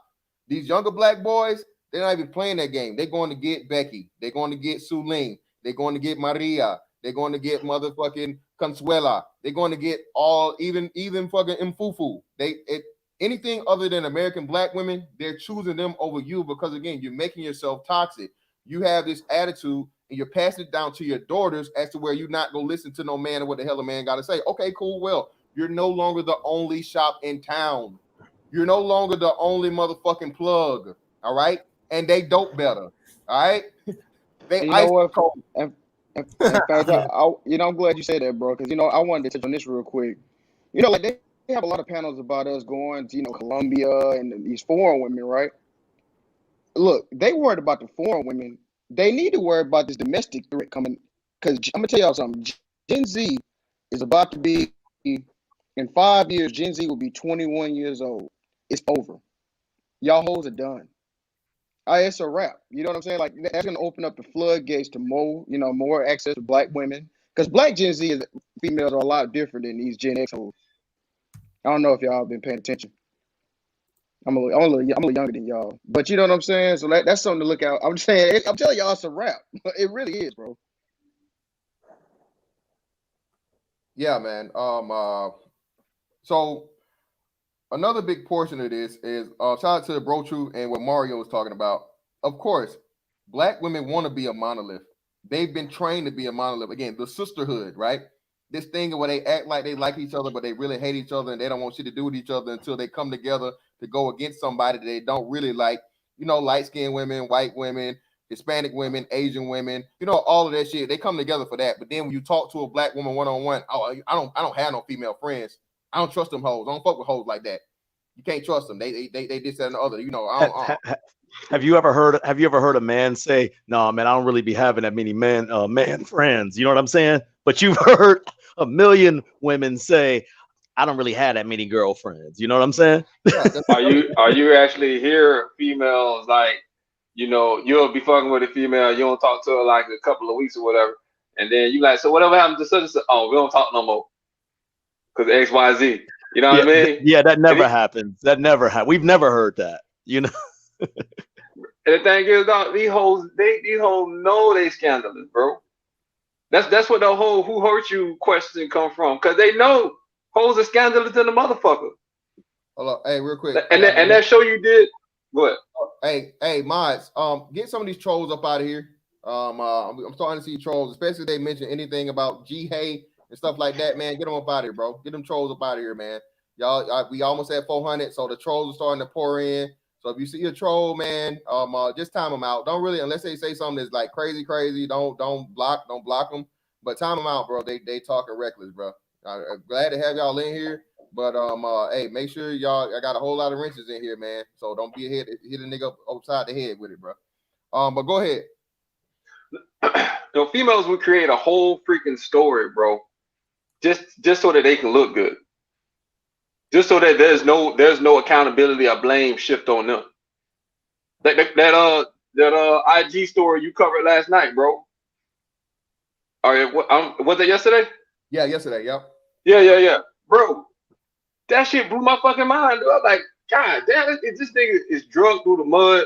His career is fucking put in a position where he might have to, go without for a long ass time. Like, people are literally thinking this dude is a fucking violent, goddamn, woman beating maniac.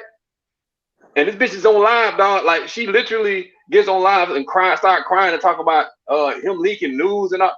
He don't even have like the character to do some shit like that. But this is the savage mentality that these females have nowadays, bro. And if you're not actually prepared for that shit, bro, if you don't have any, like, if you grew up in a house full of bitches and they pretty much are feeding you a steady diet of black woman is God, black woman can do no wrong, your daddy ain't shit, and then you step out here and one of these landmine ass women and they blow your whole fucking shit up, hopefully you survive on the other end. Hopefully you're not in jail. Hopefully you don't do some crazy shit.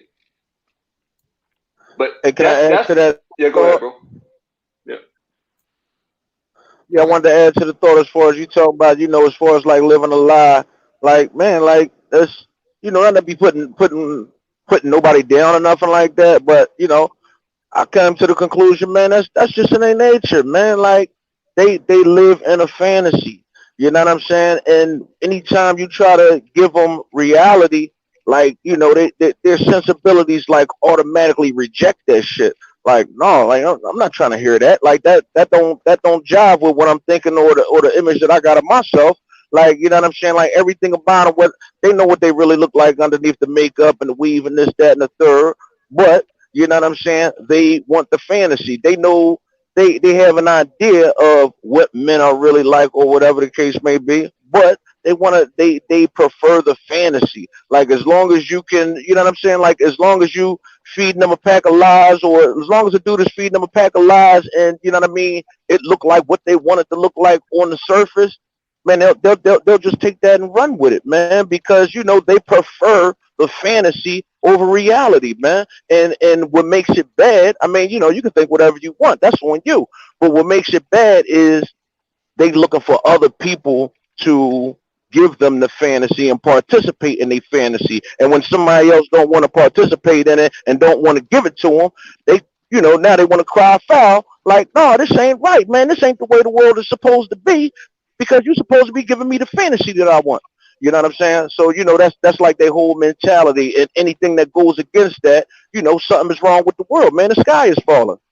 Hey, brother. Yeah, and that's right, man. And one thing I gotta disagree with you on, Mario, what you said earlier in regards to the sisterhood coming together and trying to lift her up and have her think that she's more than a five.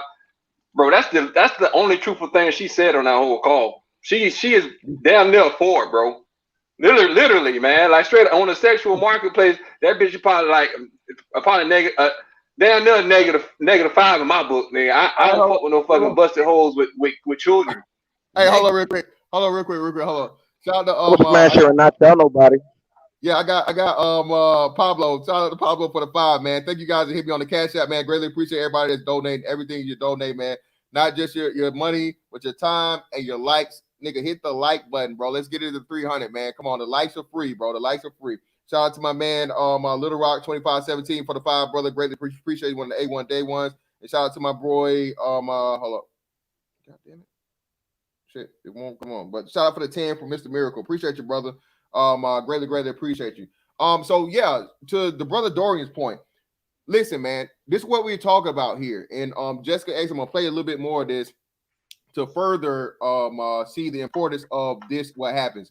And another thing that we're learning in this space, again, for the black women watching or the new people that are here, the reason why you need to show your sons this, and your sons, your nephews, your godsons, your little homies, your cousins, or whoever it is, bro, we tell you the shit that your mama's never going to tell you. Because if your mama tell you, your mama's going to pull the sheep off of herself. All right? The biggest disservice that's happened to black young boys that are going to become black men is that their mothers purposely omit the ways of women. Because if they expose you and teach him and train him about the way of the woman, their son will start to see them in the same shit they told him about. Hey, can I jump in real quick before you play? I just want to add something to that briefly. Yeah, man. The brother, Male Enlightenment TV, man, has said exactly that. He's got something called Your Mother's In on it too. And it's kind of like, we can all even relate with this with our life or whatever. You dealing with a chick, and then, let's just say your mother asks about it, and then she'll say, what'd you do to her to make her respond like that? It's not like she couldn't be problematic. No, it was something you did. I mean, you literally got hood booger ass mamas. Shout out to mediocre tutorials.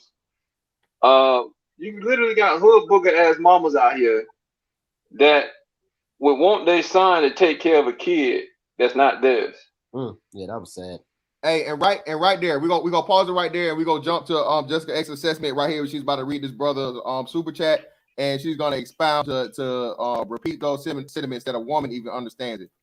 You to L. Nixon. He says it's crazy that some women get mad when some men have standards. Some of these women have boys, so do they not want their sons to be and have options in life that match? No, they don't, L. Nixon. Not if their sons' options go against what's good for them.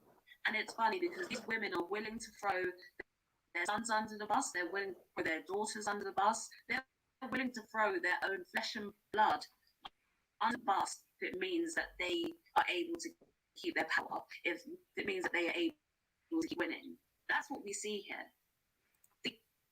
And that's the cold, harsh, unadulterated truth when it comes to these black mothers, bro, and their children and their or anybody else, bro. At the very least, I can understand it if you got a dude you're dealing with, boyfriend, fiance, even husband. At the very least, bro, when you become a parent, when you carry, just think about this, y'all. A woman literally brings a life into this world, has it be a part of her for 9 months, and for 18 years of his life, she will let it fail if it keeps the facade up of who she is and being this superwoman, superhero, can do no wrong person. Okay? Bro, they will literally rationalize to their children as to why they lied to them about their father. Again, just don't take my word for it. Inyala Fix My Life had a show about a woman that lied to her daughters about their father molesting them. Off of her being fucking mad. People, we just talked to bro too. We just talked about it last night with the brother. What's his name? Major Hype. This woman lied on his man, bruh, because I saw that show. Feelings. Try to destroy his life. What's the name from Total? The woman lied on him, Centonia Brown's husband. She lied on this man and made it seem like this man raped her for the sake of what? And then she waits months later to come back and retract her statement and apologize for lying about something as serious as rape. This is what women will do for the sake of fucking ego and their fucking, again, the fantasy they want to be at the risk of being a victim. They will destroy your life, bruh, and not give a damn and not even care. My nigga.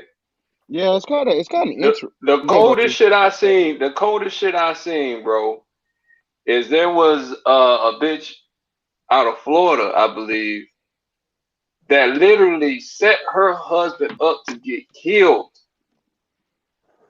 Okay, so she was basically fucking around on her husband with a dude, and she approached him with the idea of basically whacking him.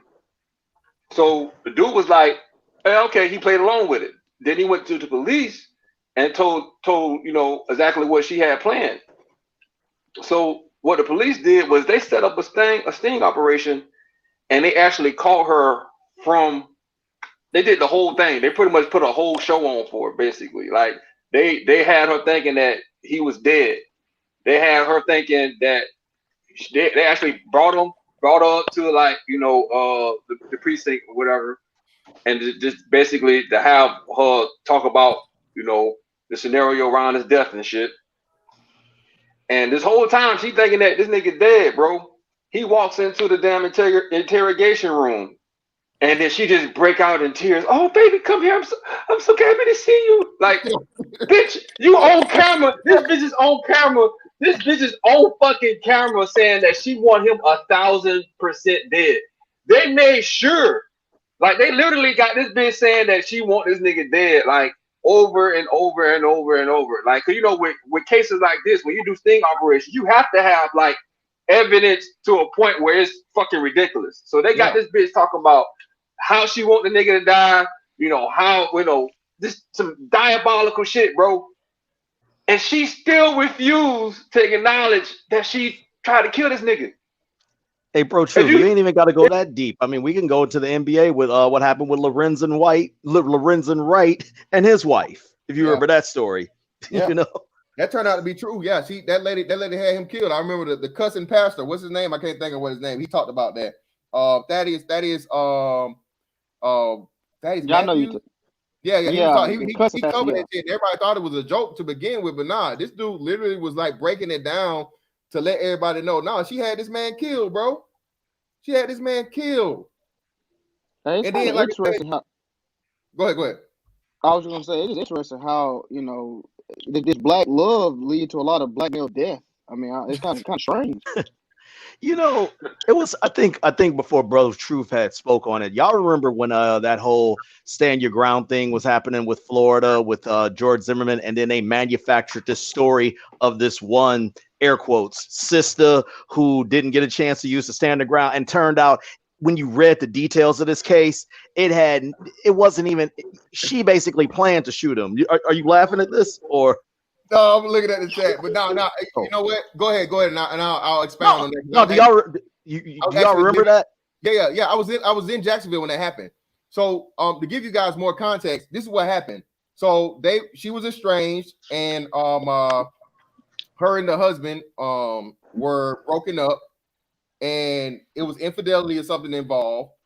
She came to the house during where the kids was there, and she shot at the man while he had the kids with him.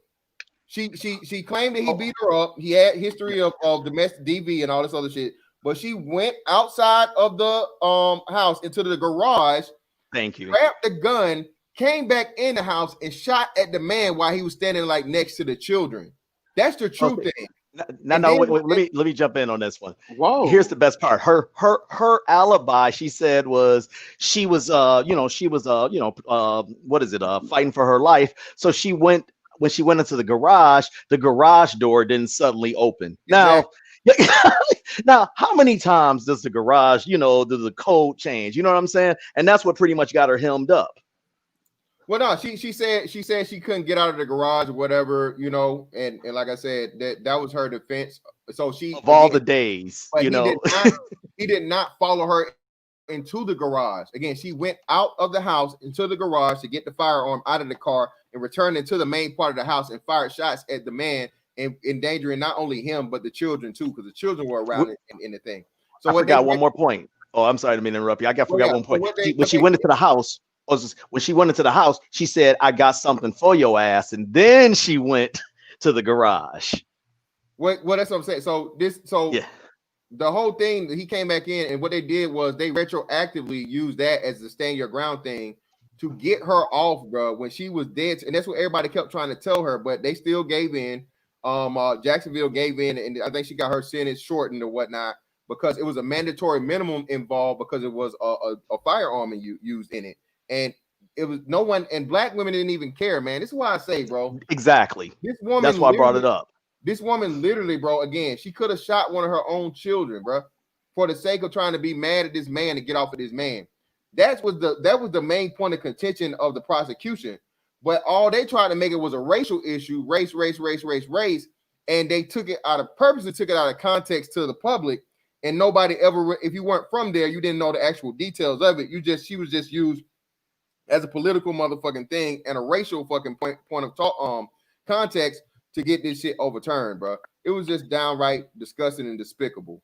But as always, man, again, these women are extremely narcissistic, self-absorbed, selfish as fuck, and they don't give a damn about nobody but themselves. If they have to sacrifice their own children for their own happiness, their own, facade, their own fantasy they're portraying to the rest of the world, they will do it. No problem.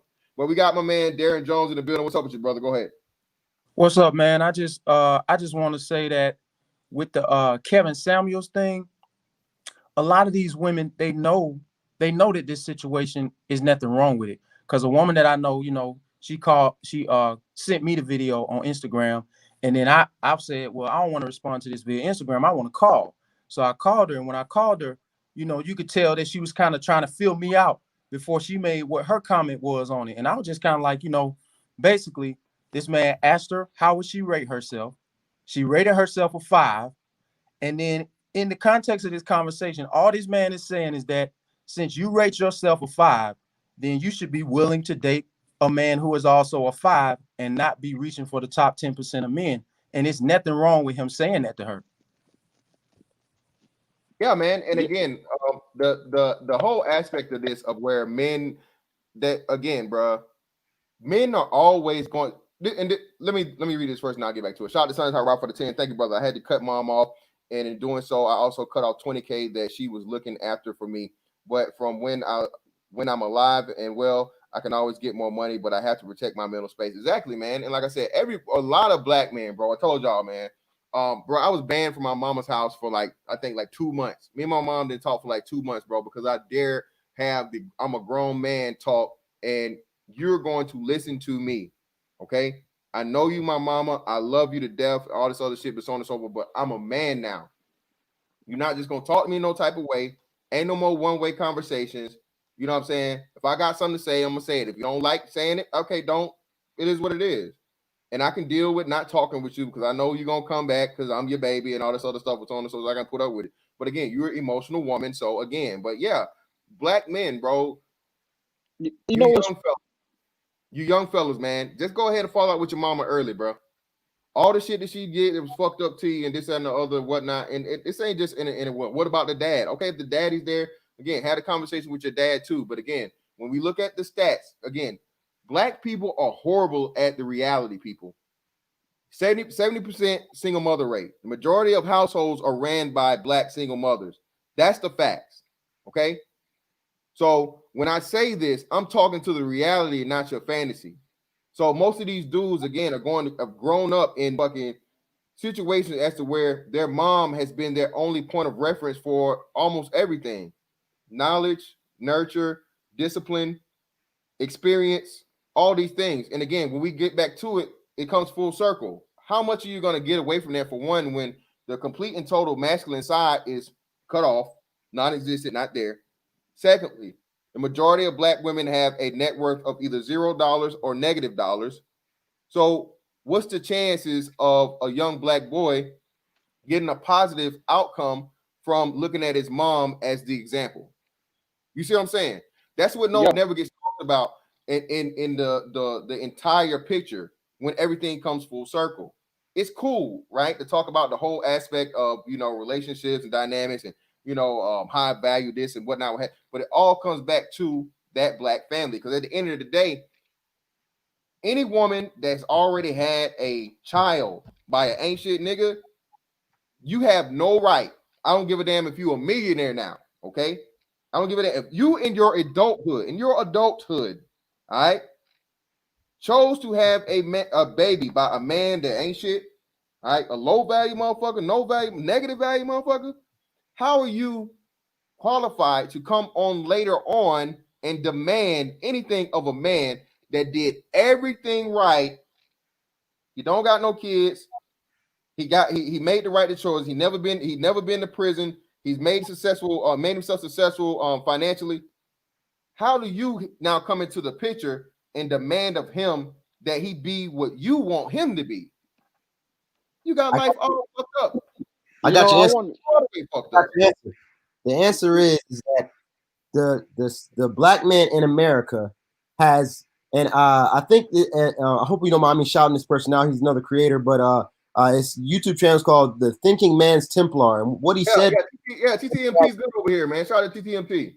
Yeah, so what he said was that we are the sacrificial lamb, and we're almost a mythological sacrificial lamb, because at one point we can be the predator that needs to be put down to set an example. Another point where the victim that needs to be protected. Another point where we're the servant, but we're never in a position of power. And so we're always at a point where we have to sacrifice what we want to make them happy, because somehow it's always our fault, and we are deserving to die for another person's cause. If you ever heard the term wink, a lot of people on Twitter and things like that, they always trying to call black men the weakest link. Well, if you look at the weakest link, the reason why they call us the weakest link is because we are not yet standing in trying to hold hands and feminism and LGBT, all the alphabet soup, and we're not standing strong in that. But the question is, in that link, what do we get from holding together with them? We get nothing. So they're just trying to say that we're the weakest link because we won't sacrifice for them. But when we stand on our own link, now we're the bad guy. When we stand for masculinity, now we're this and now we're that. So we have to see that again, like we're always the whatever the greater society needs. They if whatever they need in that particular time, it's our job to be quiet. And that's why the problem is with Kevin Samuels and with the guy, the restaurant owner, is when we have a standard that we set, that's when they have a problem. That's when people have a problem, when we have a standard and we say we're not just going to go silently with whatever you want us to know. We're not just going to vote Democrat just because you say we got to vote Democrat. I think that, first of all, again, a lot of great points are being made. Shout out again to Mr. Fantastic and the rest of the panel members. I think people don't realize that the conversation that Cynthia G has and a lot of women like Cynthia G, when you have that conversation off of YouTube and you have it with the rest of America, a lot of people, they don't tend to be like, hey, you right. It's only a certain type of woman, a certain type of man that agrees to what rhetoric it comes from Cynthia G. Now with the Kevin Samuels and even the guy from True Kitchen from Dallas, you can have that conversation nationwide. People can understand. I don't want people jumping up and down on my shit. I don't want people to sit here and make excuses. And if you don't have self-esteem to say I'm confident within myself, well, it's not my job to build your self-esteem. And I think that a lot of people, regardless of whatever nationality or race, they can respect that. They can respect people not making excuses. They can respect people saying, hey, I'm going to take this American dream and I'm actually going to make it work for me. But when you have people who sit back and say, I have a small platform somewhere on YouTube somewhere where I gather up all of the hurt people, I gather up all the people that love to make excuses, and I'm going to point the finger and make them the blame for my failures in life. I think a lot of people don't accept that. And when you see that conversation, the blaming everybody conversation versus no, you're responsible for your own life conversation, face to face and head to head, Kevin Samuels come out on top all the time. Yeah, shout out to my man New man for the $20 super chat, man. He said for the threes and a P. Shout out to the threes and possible, man. But hey, we don't no fours and belows, no twos and fews, baby. Hey, that's for the next man, not for the X-Man. Shout out to my man man tomorrow for the $5. Citizen Lou, you need a reverse share. Y'all niggas still beefing. Yeah, man. Ain't nobody worried about man of the past, man of communism. Listen, man. So yeah, man, listen, there's another great point here that and again, man, we try to get into here and flesh this thing all the way out, bro. Listen, when a man dares step into his place of masculinity and dominance, okay, the first thing you're going to do is what? You're going to discredit the source, all right? Kevin Samuels received a lot of backlash about this and that and so on and so forth, a lot of allegations, a lot of things, but hey, you do what you want when you popping, right? It is what it is. When you out there, he's the fucking man of the hour. It is what it is. Hence, like I said, hey, I did this motherfucking stream. I got 463 you motherfuckers in here. Like the goddamn stream, share, subscribe, do all that good shit, man. Hey, even when we not talking about Kevin Samuels, this is how we get it in, baby. Like we do this shit for real. But the first thing you do, and that's what Cynthia G went to. And this is what Cynthia G is a microcosm of the mentality of the black woman. How dare you? Who are you to try and qualify me as a woman and you accepting me in a relationship? Who are you? Well, bitch, I'm the person that you want. I am literally the person that you are regulated to. See the trap, the funny shit about the situation that black women didn't understand what they did. The only reason why shout out to my man Sigma Jones, brother, for the 10. Appreciate you, brother. The only reason why black men were limited to the pool of black women was because we were being lied on. Everybody, we all know about this, man. You got the black man is like the forbidden fruit. That big black buck and all the other myths and things that goes with it, right? And the just and throughout history, you can see it. Okay. What's funny about it is all that work black women did on lying on black men to keep us regulated. Once the lies are out, now what do we have? Black women are in a trap they can't get out of with no lies being told. Black men didn't have a 30-year run of putting out propaganda and putting out motherfucking slander on the fucking image and brand of black women. We didn't do that. We had no voice. But now we have a voice and we're stepping out, especially in platforms like this, and we can talk freely. I got fucking 7 brothers right now. You know what I'm saying? Total. You got set the perspective of 7 brothers that can tell you different takes, different perspectives, and something that we're all building upon when somebody else says something. That's why it's important of this concept. You know, the thing Kevin Samuels is popular for now, but we ain't gonna get back into what his opinion was like 6 months ago. I'm just saying, but you know, he on, you know what I'm saying, Stream Team, Stream Team Reborn. But the whole aspect of this, man, is the mind of a man, bro. We are not a monolith. Black men are not a monolith, but that's what's expected of us. Y'all want a man to fucking do whatever the hell you want, provide, protect, and shut the fuck up. No, that's not how it goes, sis. That's not how it goes, ma'am. You don't fucking control the man. That's our problem. Cynthia G is the type of woman that has you guys convinced that you have leverage, that you have power when you have none. The way that you see it is like a mirror. The reality is it's actually the reverse. Black men aren't motherfucking not wanted, not motherfucking wanting to be dealt with, all this other shit. The statistics and the numbers show that. Furthermore, but why? Because we're men. Men are creators. Men are protectors. Men are providers. Men are the fucking prize. And now that black men will dare say that, it's an issue. And not only say it, realize it, and motherfucking drop our nuts and motherfucking say it our goddamn self. We here now. We ain't going nowhere. You not gonna shut us the fuck up, and you can't stop us. And we do this shit better than y'all do it. So I mean, light years better. That's what I'm saying. So what is the thing that's going on here? You know what I mean? And we really can't cook these hoes for real. They're just gonna report us on YouTube. Well, no, that's what I'm saying. I mean, we can throw a little jokes in here and there, but that's why I make sure I keep it to not that, because if you say too much stuff, then they turn it into hate speech or, you know, cyberbullying and things like that, and so on and so forth. Even though these same women engage in the same thing, trying to call people ugly when they themselves look like a non-handsome man. I never understood how a woman that's an ugly man, like an ugly man, could call an actual man ugly. I don't understand it. But hey, that was a classic. That was a classic vid of yours. I got to give you that one. I'm just saying. I don't understand how a non-handsome man woman could ever speak on a man's looks. And again, we still no wig 2020, no makeup 2020, hop in the pool 2020. The chat, who's up for the channel? Bro, Mr. Fantastic, has anybody took you up on this goddamn challenge? Nah. And see, that to me, before you can say anything, if you're not confident enough to say, you know what, this motherfucker ain't gonna challenge me publicly and I ain't gonna be about that life, I think they should fucking show their face. Because if you ain't showing your face and you always talking about how black men running to Becky and they running over here to goddamn Maria, my thing about it is Maria and Becky ain't doing what you're doing. So if you feel like you're the queen, if you feel like you're dominant, if you feel like you are the goddamn Omega, show that, prove that. But if everybody looks the goddamn same, you can't expect people to say, well, let me bow down to you or whatever case may be. You know, when I leave the house, I don't put on a lot of makeup. I don't put on, you get, when you see me, you get what you get. However, when you see a lot of, well, certain black people, you don't get that.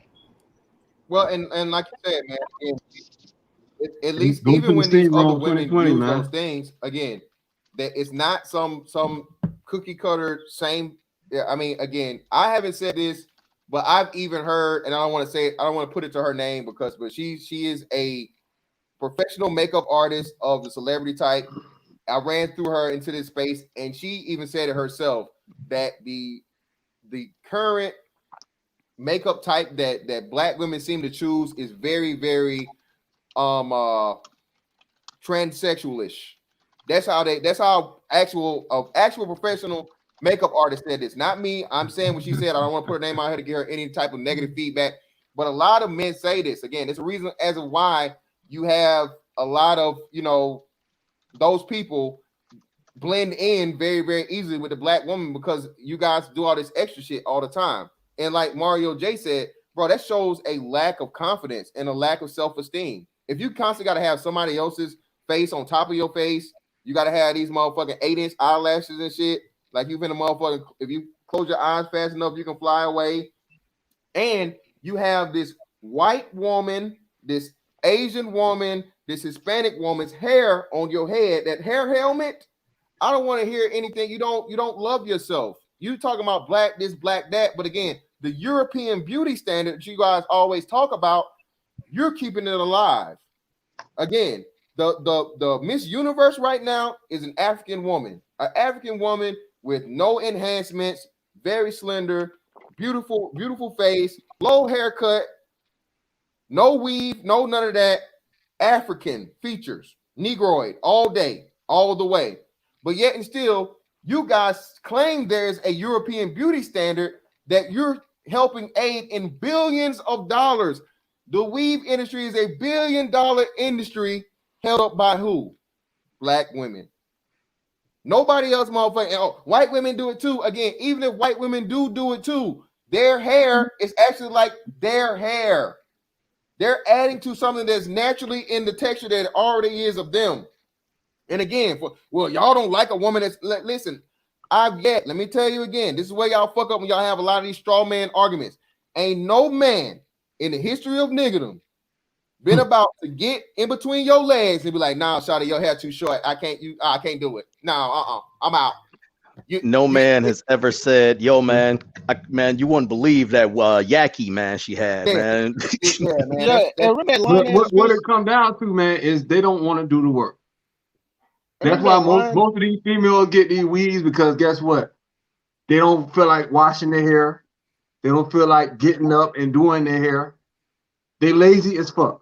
They go get their motherfucking body snatched in Dominican Republic because they don't want to do the work. They don't want to go to the gym late at night, early in the morning.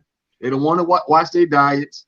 They just want to go ahead and go to Dr. Jorge. Yeah, Dr. Miami, man. That's a new. I'm gonna tell you, that hair thing is a direct reflection of their mother's hair. And this is one thing that, like, I just know I'm not really attracted to women with weaves, but if her mother had natural hair, she could even be from the hood. She will have natural hair. If her mother has a weave, she's likely to have weave, because that takes a long time to do hair, man. So when you grow up and your mother, their mother probably takes care of their hair, then she will most likely grow up and have natural hair. But if you grow up and she don't give a damn and she throwing a hat on, then that's what she's gonna do. So it's a direct reflection from what I've seen from the mother, man. No, it's just a whole total cultural change, man. Like I said, these women, I'm telling you, it's a subconscious inferiority complex, bro, as to where they don't feel like their own natural hair in its natural state is beautiful. It just is what it is. But shout out to Classy Young Man for the $4.99. Great show, fantastic. I'm headed out to Brazil. My friend, she's recovering from COVID-19. All right, brother. I hear you, man. What we got here? Matisse was saying, hello, I'm a woman who can say you see me, what you get. All right, there you go, sister. Congratulations. Like one of these grandmas out here that's trying to don't find out you got no damn it don't count if you pass your prime. It don't count. That always gets me, man. You got these 35 plus females in the chat thinking that I'm conventional. It's too late. Hey, we're gonna get into that too, bro. Too glad you said it. Shout out to Miss Van Texas, everyone on the panel. Darren Jones, appreciate you, brother. Greatly appreciate you, brother. Brother giving donating to the congregation, bro. He's still on the motherfucking panel, bro. Greatly appreciate it. Now, yeah, man, this is my this is my first time ever calling in, but I was just kind of randomly on YouTube when I seen this topic. I'm like, yeah, this topic is everywhere, but I appreciate what y'all doing, bringing it up and telling the real. Appreciate you, brother. Greatly appreciate it. But yeah, so like Bro True said, man, and another thing here too, again, man, for the age is almost as important as beauty, women. Okay, once you start getting into that 30 plus age range, all right, your numbers literally, and this is a study that you can look up, the chances of you getting married go down drastically. Okay, and again, y'all don't understand the science that fucking men understand, namely black men. Listen, bruh, if you are fine as hell If you are truly a bad bitch, a 8, 9, and dime, and you out here still on the motherfucking market at 30, bitch, you crazy. Ain't no ifs, ands, or buts about it. You ain't got no kids. You know what I'm saying?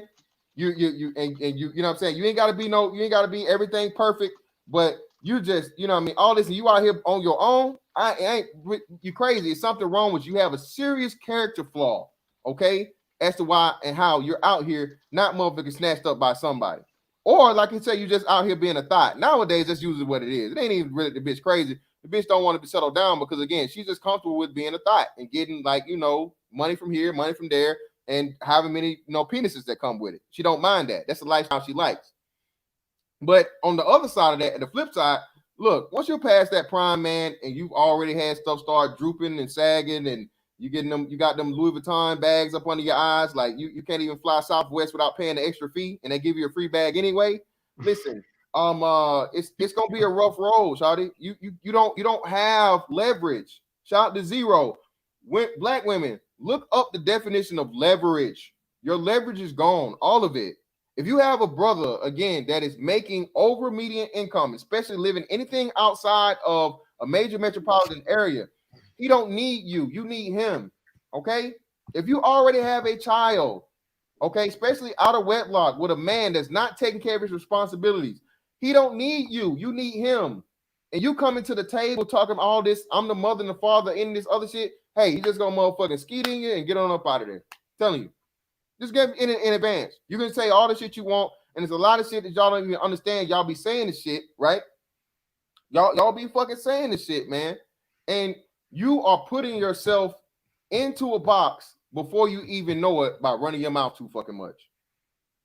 You just are. But we got game changers in the building. What's up, bro? What up, GC? Hey, what's going on? What's going on? What's going on, fellas? Okay, so what's up?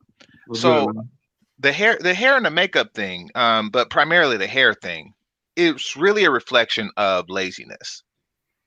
You see, they have hairstyles that are convenient more than anything, you know, and for the most part, you know, if you're just putting on a wig, you don't care what it looks like. You could say that you like, oh, it's just longer or something like that, or nobody likes a wig.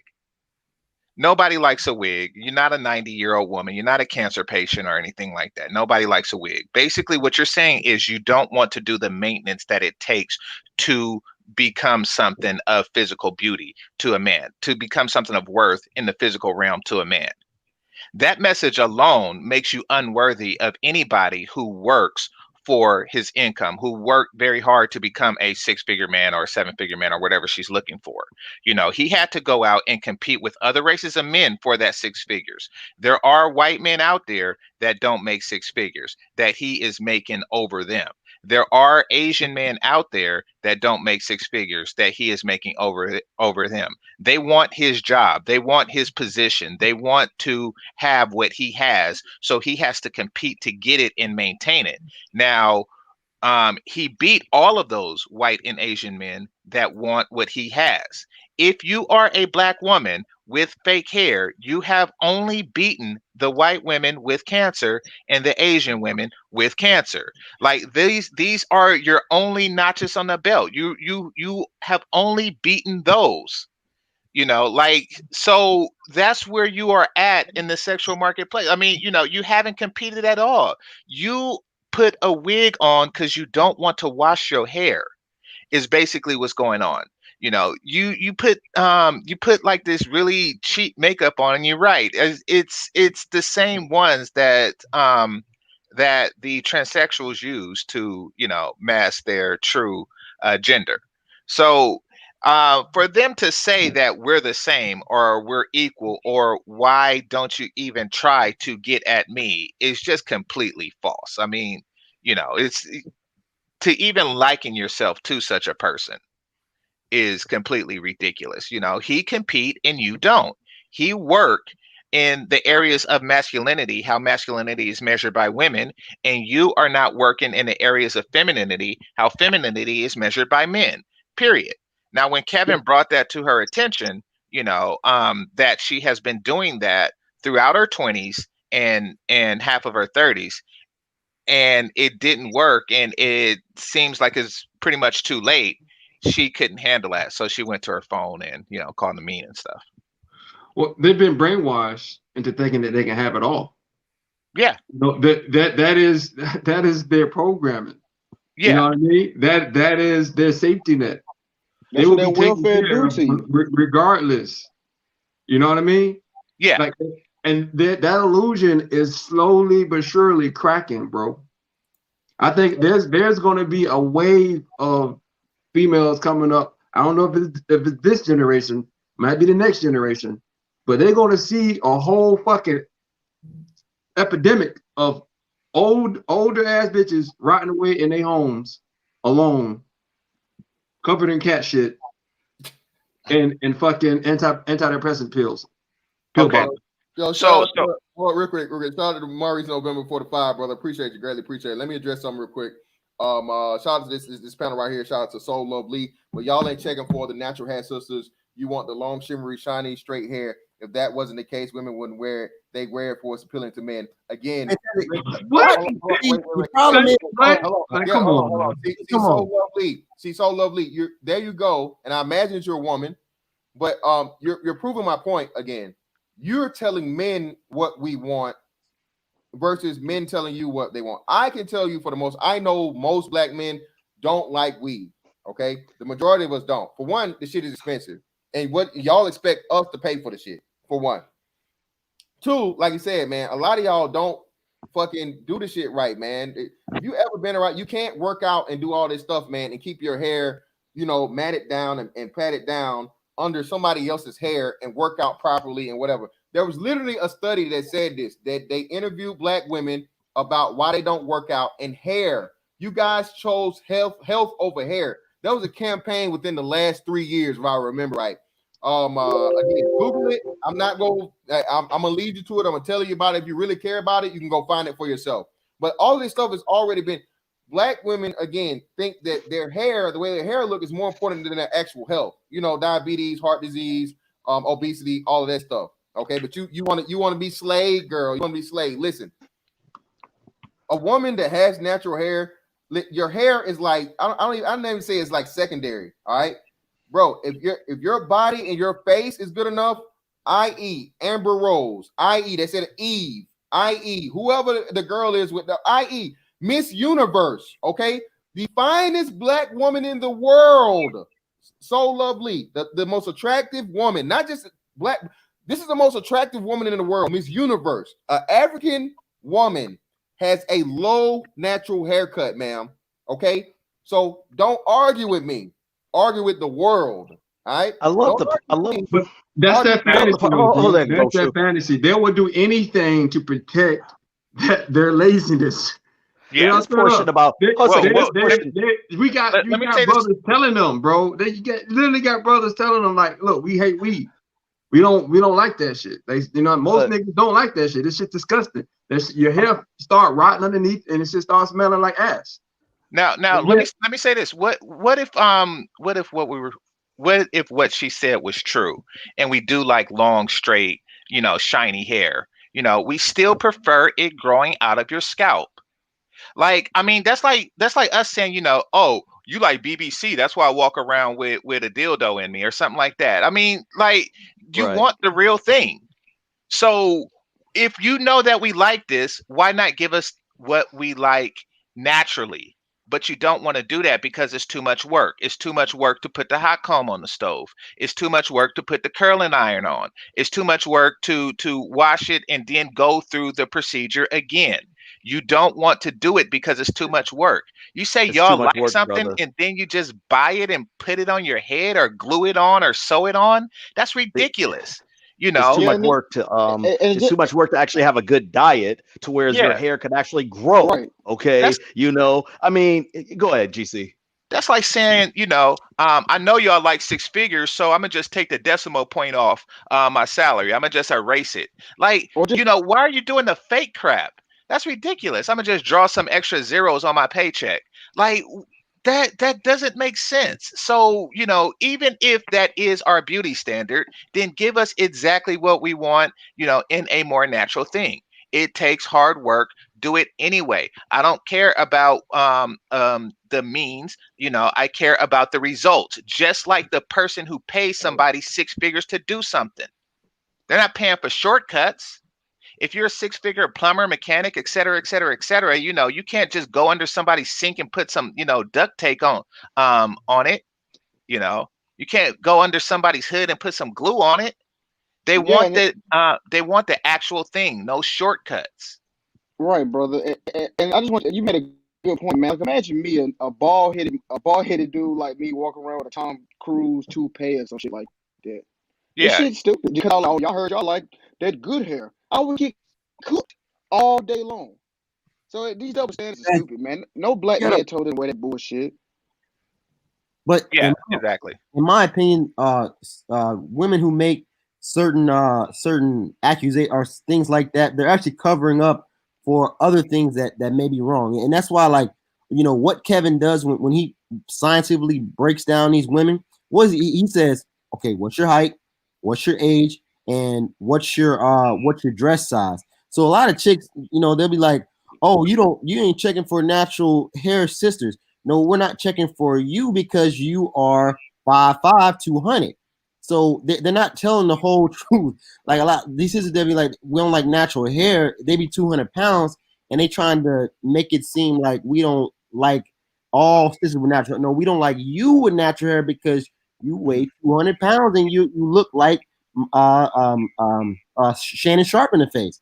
So, but it's the same thing with the whole colorism issue, because I know plenty of dark skin women. I know plenty of dudes that love dark skin women, and I know plenty of dark skin women that have men. So they'll be like, "Oh, you guys don't like dark skin women." No, you are not. You're not. Your body construct is not right. So they throw out these like certain things to try to negate the things that we say, and they're not taking into consideration all the other factors. Well, I'm gonna expose what colorism really is on my show, because it's time to put the lid off of that. I already made 2 songs, and I'm gonna expose what colorism really is about, because I'm sick of that argument. Yeah, real quick. Hey, we got the link in the chat, man. Listen, for a lot of ladies are shout out to Matisse asked for the $5. Thank you, ma'am. We got she said she's 63 and she's got a black man, she loves him, and she's going to tell her nephews about the channel. Greatly appreciate it. Hopefully we can help them out. What was the sister at? What was her name? Hey, the links in the chat for any woman that would like to come up and again, have the conversation in real time. That'll make it a whole lot easier than us just, going back and forth with you. In the comments. I definitely appreciate the comments. But this right here, Queen Cat. I've been natural for years and it grows like a lion. Black hair grows. It has to be protected though. Black men like straight hair on non-black women. That's like saying I like fur on an animal. That's like saying I like doors on my car. Other non-black women naturally come with straight hair, sis. What are you saying? You're not. I mean, what are you saying? Asian women naturally have straight hair. Hispanic women naturally have straight hair. Every other woman outside of women of African descent have straight hair. So what are you actually saying right now? That would be the equivalent. You notice, you have to ask the question: why is it that no other woman, on the planet, are out here getting black weaves? You see what I'm saying? That would be the equivalent of an Asian woman walking around this motherfucker with, her, getting her whole shit changed to 4C hair. No, you can't even do that. Anytime you see that, it's literally like a wig, and it's usually like for fucking Halloween or some type of joke situation. But the 70s and 80s are disprove. Let me say this real quick, GC. The 70s and 80s disprove all of that or whatever, when women actually wore their hair for the most part. It was something else I was just going to tie to that. Also, I'm glad you mentioned Amber Rose. You can also go to the Nia Longs and Toni Braxton or whatever. It doesn't even have to have length. It just has to look good. And you have to look good with it, and most of them don't. Continue, GC.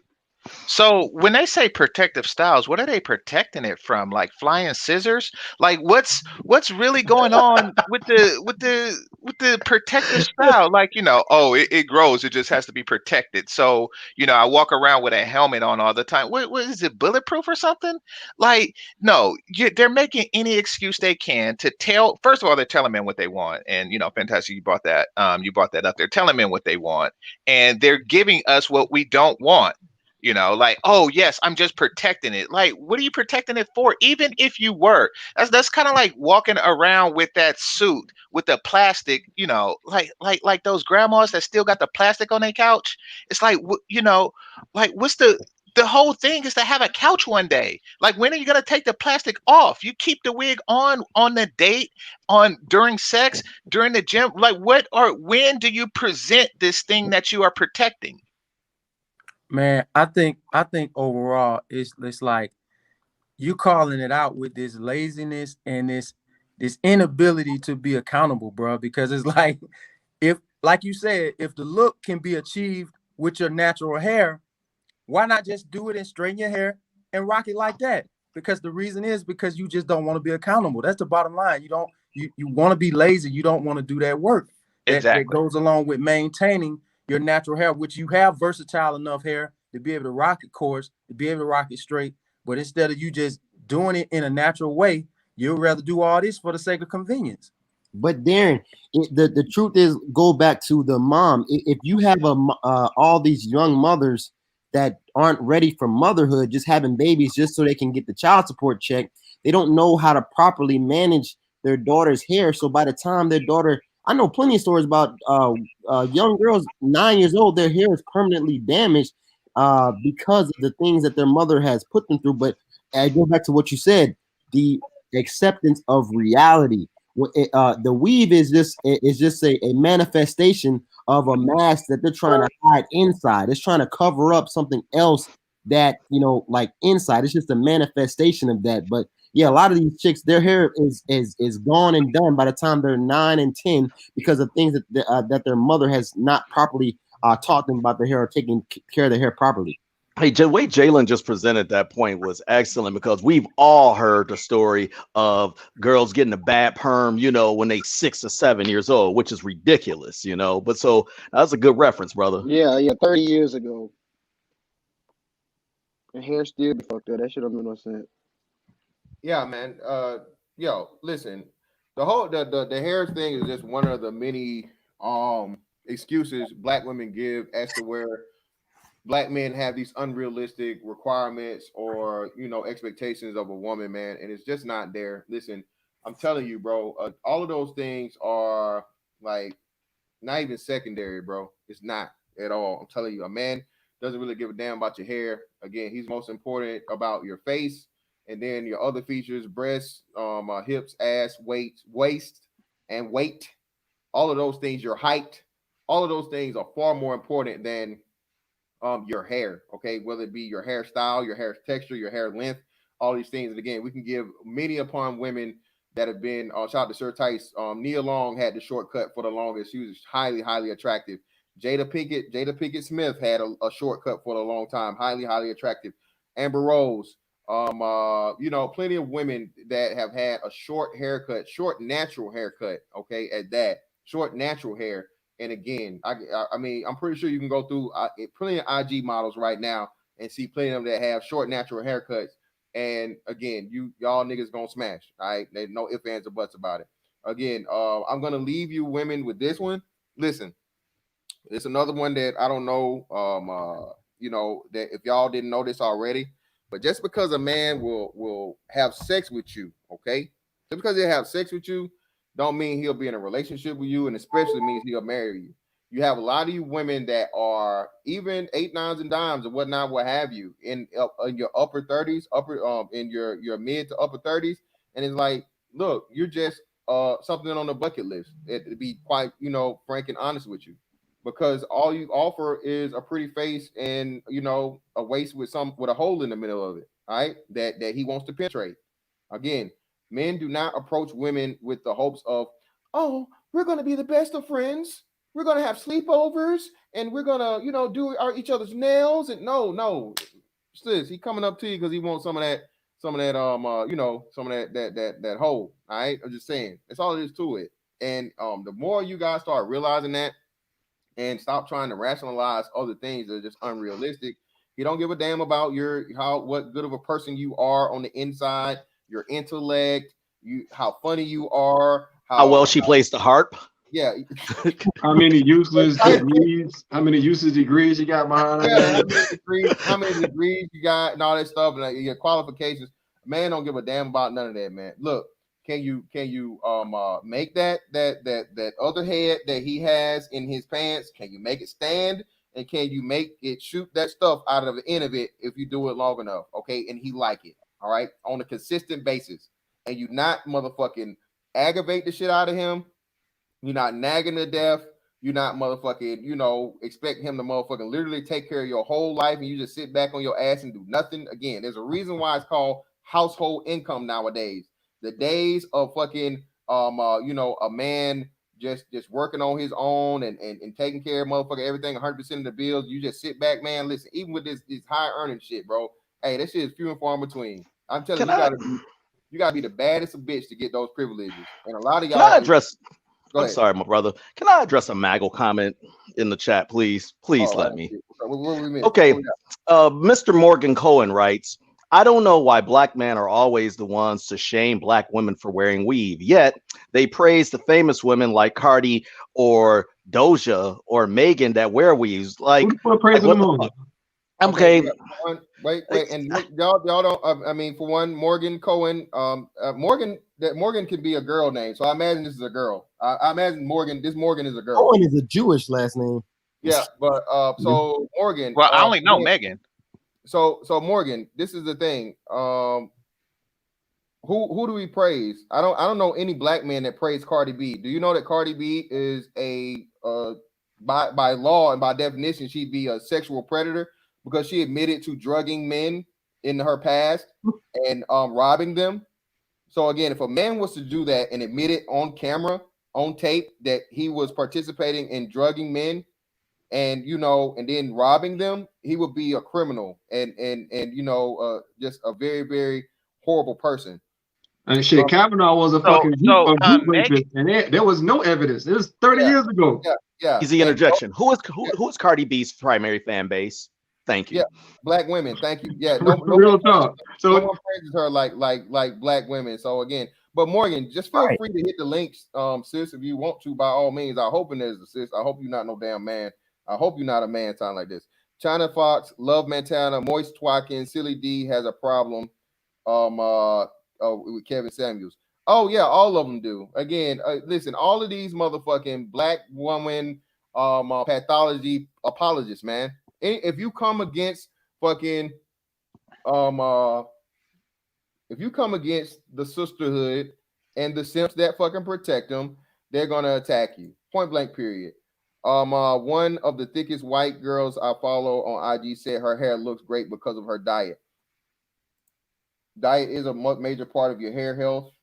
I think vitamin E is a big part of hair growth and all that other shit. I don't know. Yeah, Cardi B Cosby, exactly. Shout out to yeah, man. What are we talking about here? Don't nobody motherfucking praise Cardi B, especially around here. You crazy? Go ahead, GC. No, I was just saying. Why? And the only one I recognize on the thing is Megan. I'm assuming that she's or that he's talking about Megan Good.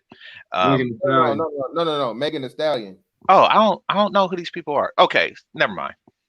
Yeah, I just don't understand. Like, how come there's always this whataboutism, bro? Every single conversation. What about this? Like, y'all do this, and you know what I mean? There's no reflection on the points being made, bro. It's straw mans and deflections is the way of the black stateside black community. You know that good and well, brother. Truth. Yeah, you know that. Listen, black niggas. Now, let me say this: black people and niggas. There's a separation. Again, check one of my older streams for that. We're not really getting to that, but I'll just say this: niggas don't understand how to have conversations. Niggas don't understand communication. Niggas don't understand the definition of words. So when you put them into a logic trap and they can't get out of it, then they start the straw man. Then they start, like you said, the non-arguments. Then they start the what about this to what about this. Then they start the extreme scenarios. Then they start all of these things, man, to try and unravel something that, again, is logically sound and solid that they cannot fucking just unravel. What gives me is the anecdotal examples, you know what I mean? Well, Exactly. I outliers. know somebody. I know somebody that had 2 crackhead mamas and a peg leg motherfucking uncle, and he came out. He's a PhD student. He's a PhD. Okay. All right. That's one. Okay. What was the rest of everybody else in the projects though? Tell me about Junebug. Tell me about Daquan. Tell me about Lil JoJo. Tell me about them. Where are they at? Well, they locked up in jail and one of them dead. Okay, so again, ma'am, that's you understand that's a 25% success rate. That's not good. like Derrick Rose. He was the only one successful, and all his brothers are fucking bums.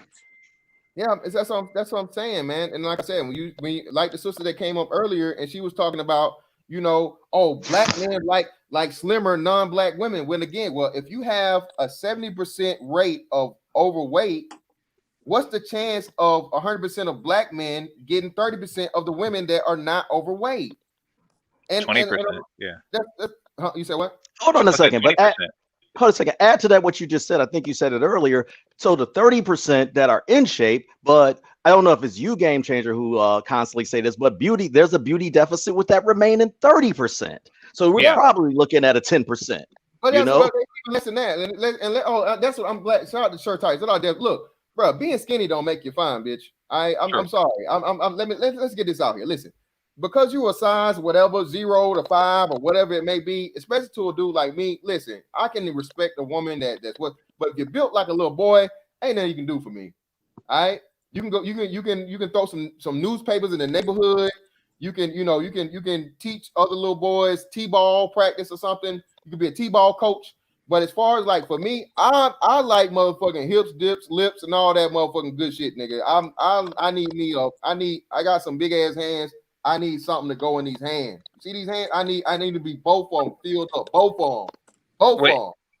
Well, so I mean, hold on, GC. So when you tell me and you put your size as like an advantage for me, that don't do shit. And again, like you said, with black men, because of, and this is another big important thing too. Y'all niggas go disagree, but again, the fucking science will motherfucking actually come with me.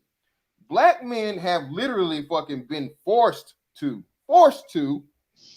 be more attracted to bigger women because again, you have extremely high overweight and obesity rate. So this literally changes the pool as to where, bro, 70-30. Do you understand what you're saying? You know how big that is? 80-20. 70-30. I'm going with the overweight rates. It's actually higher than 70. I think it's something like 73%. All right, something like 73% of black women. I think 81. Now I don't know about 81. I'm not gonna go that far. But I know it's like 73 being overweight. But even still, just even at that, do you understand how heavy that is? No pun intended. As to where all of the men you're picking out, 7 out of the 10 of those women are going to be, or those girls for the little boys are going to be overweight or thick or whatever the fuck you want to say it, to fat and all this, everything that's in between. Okay. And I know overweight is by the BMI standards, and the BMI standards are certain things. But still, that's what I'm saying. Just by the thing, by the measurement or the standard that's being set, 70% is overweight. So when black men, all right, start liking women that are heavier, other women see that. They're like, okay, well, damn, hold on. So you mean to tell me 70% of these black chicks are motherfucking, overweight, and we got a 40-some% rate of being overweight? Well, shit, hell, I'm not even overweight, but these dudes don't like me because I'm too big for them. I'm too fat. I'm too curvy, whatnot. This nigga over here gonna love me. What are you talking about? And I've been raised by a father. I'm gonna submit. I'm gonna cook for him. I'm gonna not fucking, nag his motherfucking head off. I'm not gonna complain about all this other shit. I'm not gonna challenge his manhood. Who the fuck you think you gonna go with? Y'all, man, the fucking day of competition is here, man. It's here. And baby, if you want the man you claim you want, the high value, now again, high value is any man that has more value than you. All right? You're making $0, okay? Right. If you're making $15,000 a year, all right, you got a man making fucking $30,000. He's double your value, okay? All right, if he's making more than the median income than you, just him alone, over $50,000, he's high value to yo no value ass. Okay, so let's stop this. Let's just from the aspect, and then, like I said, you get so many other things too. Men can be high value in way more other realms than just finances. We just even talking about the finance aspect for now. But GC, go ahead, bro. You got it. Okay, so I put the link in the chat room and in the private chat. It's 80.6% fat. So now we can look to the 19.4%, and that's where the whole that's why she thinks she's high value, because she has 80.6% of the black women beaten. That's why she pointed to her body. That's why she said, yeah, but what about my body though? She's basically That's saying, really true. she's basically saying, at least I may not be that pretty in the face, but if I got 50% of the women beat in the face and I got 80.6% of the women beat in the body, I am at 90.3%. So, and that's where she's coming from. That is where her sense of high value comes from. But she only, this only works in the black community. Right. That is the problem. And that is the realization she hits.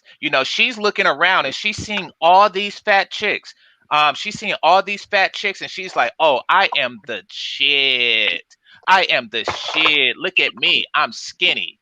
It won't stop me from getting a There's high a lot of value bad man. bitches in North Yeah, Carolina. exactly. Yeah, exactly. But another thing, fantastic. I don't care. I will die alone with my last dollar stuck to my masturbation hand. I am not getting with these 80.6% bitches. I mean, they haven't. The handstanding. Yeah, they have not swayed me. I don't care if it's 99.9. It's not happening. Just the fact, just the disrespect, of it means something. But the beauty deficit is real, and as a result of the beauty deficit, it got chicks like her, self-confessed fives, thinking that they deserve the top 10% of men because of what we see on the screen here. She's the top 10% of women.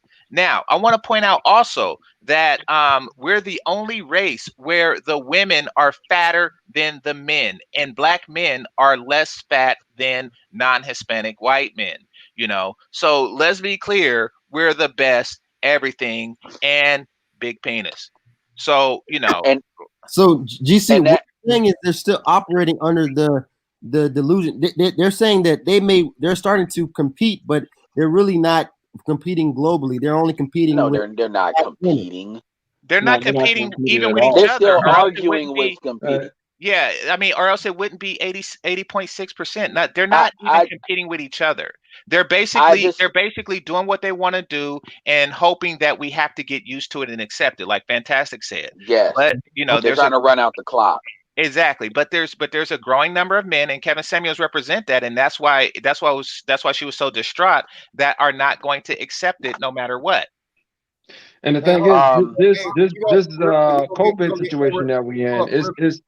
Go ahead. Real quick, we're gonna get Edward in here real quick. Let me show this again, man.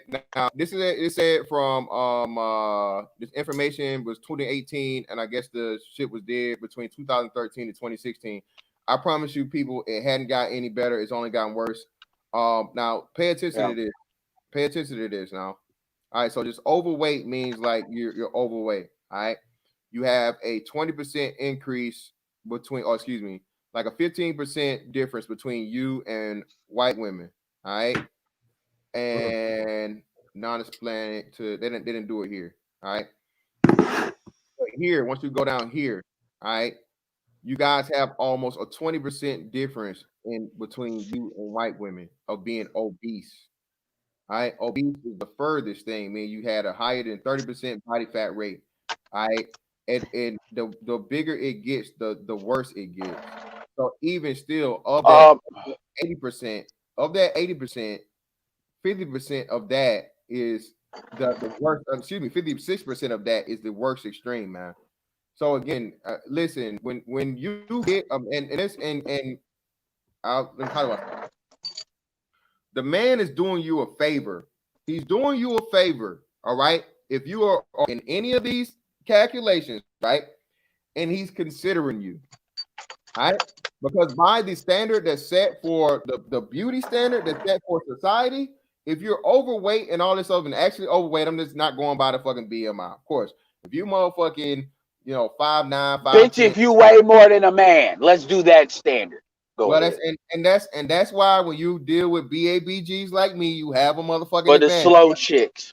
You know what I'm saying? That's what I'm saying. So again, man, y'all, man, you gotta assess yourself properly, bro, because like you said, damn, I did not know it was that high, man. 80% now, bro, that's crazy. But, oh yeah, it's been that high since before GC. That number's been like that since before GC did the scrolls. Way before that. That's a that, like I said, we knew that back in 2016. 70 something fucking percent, man. That shit is 80%. God damn, bro. Shit. Now, I just right, because I'm not gonna be on here that long. But go ahead. This is real quick, Edward. You don't just subtract the difference. There's a formula involved that I displayed on the screen. So they are actually 21.73% fatter than the other races. So go ahead, Edward. Well, another thing to keep in mind is more white women, more Latin women is black women too. So you got to add that in there. So there's a bigger concentration, which goes to what Fantastic was talking about as far as changing the dating pool. This is why the goal is to keep you from getting off the plantation. And it doesn't matter if you're dating interracially. If you're dating interculturally, that's a problem too. This is why black women took to ADOS as fast as they did, because that's just another way of colorism, featureism. Now, if they not a descendant of a slave, now you betraying it that way. You don't hear a lot of simp niggas talk is heavy about that, but if you actually push the issue on intercultural dating, they will bring it out. Some of them will break on that. But also another thing to keep in mind is last time I checked those numbers, the obesity rate was at like 50 something percent. If you're for women that are sample over 20. Black women. So it's like half of your women are obese, and 80. So because you could argue 81%, you could argue the overweight is how it lays. That's how some people try to play it. And even though that's not, hold on, that's not the majority. I've seen that work, but when you're obese, it's not about how it lays. The other thing I want to add in here too, a couple of things when it comes to Kevin, is this. Number one, Kevin's like 49 or 50 years old. So you got to remember that dudes are like our age, like you, me, Fantastic. We're already 15 years under that. And then these millennials, they're not playing games with that bullshit. So when Kevin's saying this, he's saying this as a 51-year-old. I've heard Corey Holcomb say this. So all these dudes feel this way. It's just a matter if they're going to come out. The other thing is another issue why a lot of people, both men and women, and I'm talking about outside of the sphere, have an issue with Kevin is because the fact that these women, because only about 500 people listen to his show live. As far as men, the rest of that is female. And if 500 is kind of a high number, then he is proof that they have failed, that their advice have failed. The truth is, why hasn't Derrick Jackson done a show like this? Why won't Derrick Jackson put himself to the point where he can actually be exposed to talk to women or any of these women that Obsidian has covered in the black love, the black dating industry? They purposely don't do that because at the end of the day, they need to be very scripted. They need to not be they don't want to have back and forth conversations because the truth is that's not what they do. All they're doing is giving you proverbial propaganda, kind of like the black church is designed to keep you giving tithes. It's the same model, it's the same formula. And so I challenge anybody, whether it's Cynthia G, whether it's that Yanni bitch, any of these chicks, create a show just like Kevin and do better. If you know more, do better. That's the beautiful thing. Let steel sharpen steel. Because I promise you all will not do that because you all are going to say the same shit that they've been hearing. This is why they listen to Kevin. So all this thing about questioning, going after Kevin's, sexuality and shit, that's all to try to dissuade the women from listening to him. But here's the funny thing. They've already made the choice. They've already made the choice to listen to him already. And they are actually sharing this shit. A lot of women, I'm going to say this, I'm done. A lot of women that listen to Kevin, they tell you they got it from a friend and they didn't like what they heard at first. You know why? Because a lot of these females want to tell their friends this shit that we saying, but they don't want to blow up the friendship. They don't want the bitch to get mad at them. So they say, here, I got this dude. Listen to this dude. He's got 4,000 people watching, so he must make sense. And then they let the black man tell them what really other women should be checking their friends on. And that is why he's exploding like he's doing. Because I've heard a lot of people say that they got his shit from a friend. And I suspect that's probably how it's being transferred. Anyway, I'm done. I appreciate it. Hey, real quick to what Ed and GC said, this is just to dispel the notion of those the white people figures. Anything for a woman above 30 to 32% body fat is obese. That's not white man stuff, okay? So we can dispel that. They're overweight or whatever. I think bitch, you weigh more than a man. That's how I'm gonna start saying it. Go ahead. I mean, No, let's it's all for good, the Ed. slow class. You like when he said you weigh like a linebacker. I didn't even think of that. That's why I was like, damn, these safeties and football players do be weighing that shit. It's just muscle weight more than fat. And I'm like, you can't argue that. I've heard Obsidian say the average weight, I can't remember what the height is, but he said is between 195 and 200 pounds. I personally find that hard to believe, but when I see it or whatever, you know, I mean, can you imagine No, that I the can average woman- believe. No, I can believe. Man, these asses are heavy. These chicks are getting fat so they can have asses. Like, no, like even I remember even Danielle said that. She said the pressure. She tried to say the pressure from dudes being in the South. I'll give her a little bit of rope on that because the Deep South is big on wanting thicker women with fat asses. But it is pressure to not be thin from women and men. So yes, it sounds high. Look, I'm 5'5", and I've gotten to weigh like 200 pounds. Like now, I got more muscle on me than like what a woman would have. But my point is, it sounds crazy, but it actually isn't when you actually think about it. It, like what you just said, Edward. You literally got family members, like aunties, mothers, sisters, keeping bitches fat in their family. All of them fat. Boy, that shit is like a mob. They did. And here's the funny thing about it.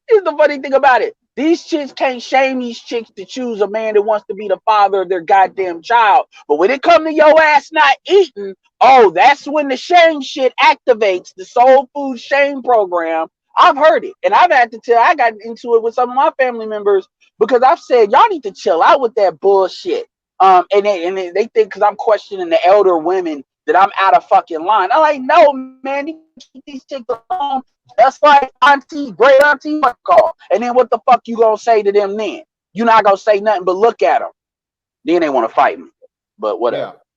So the shaming that you see from auntie to niece and mother to daughter and granddaughter to daughter and stuff like that, that's just them trying to get them on board. They want that number high. They want that 80.6% to rise, just so it can have that effect that Fantastic say. They just want the black man to just throw up, throw their hands in the air at all possibility of ever getting a fit woman and just taking what they can get.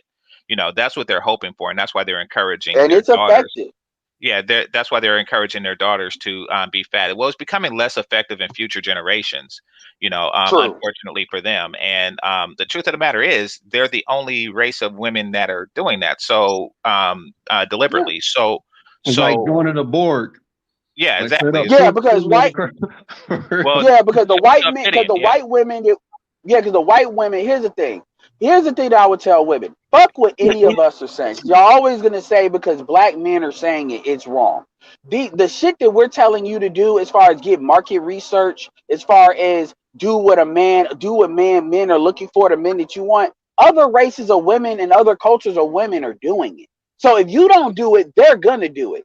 A lot of these women know when they want to get a black dude, they know how much weight to gain.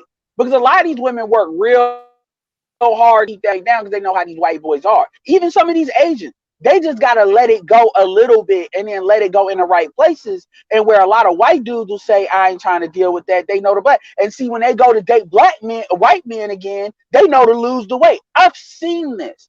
I've seen women, they got ass and titties. But they make sure they slim that shit down as far as they can when they're going after certain dudes versus when it's time to deal with BBC time. They know to let it go just enough in the places they want to let it go. So a lot of this bullshit about these women are like looking like Miss Potato, Miss Piggy, they're fat as fuck. If that was really true and black men were really dealing with ugly white women like that, then quite frankly, nobody would care to the extent that they do. I always love how black women will say, I don't care who you date, just don't bash black women.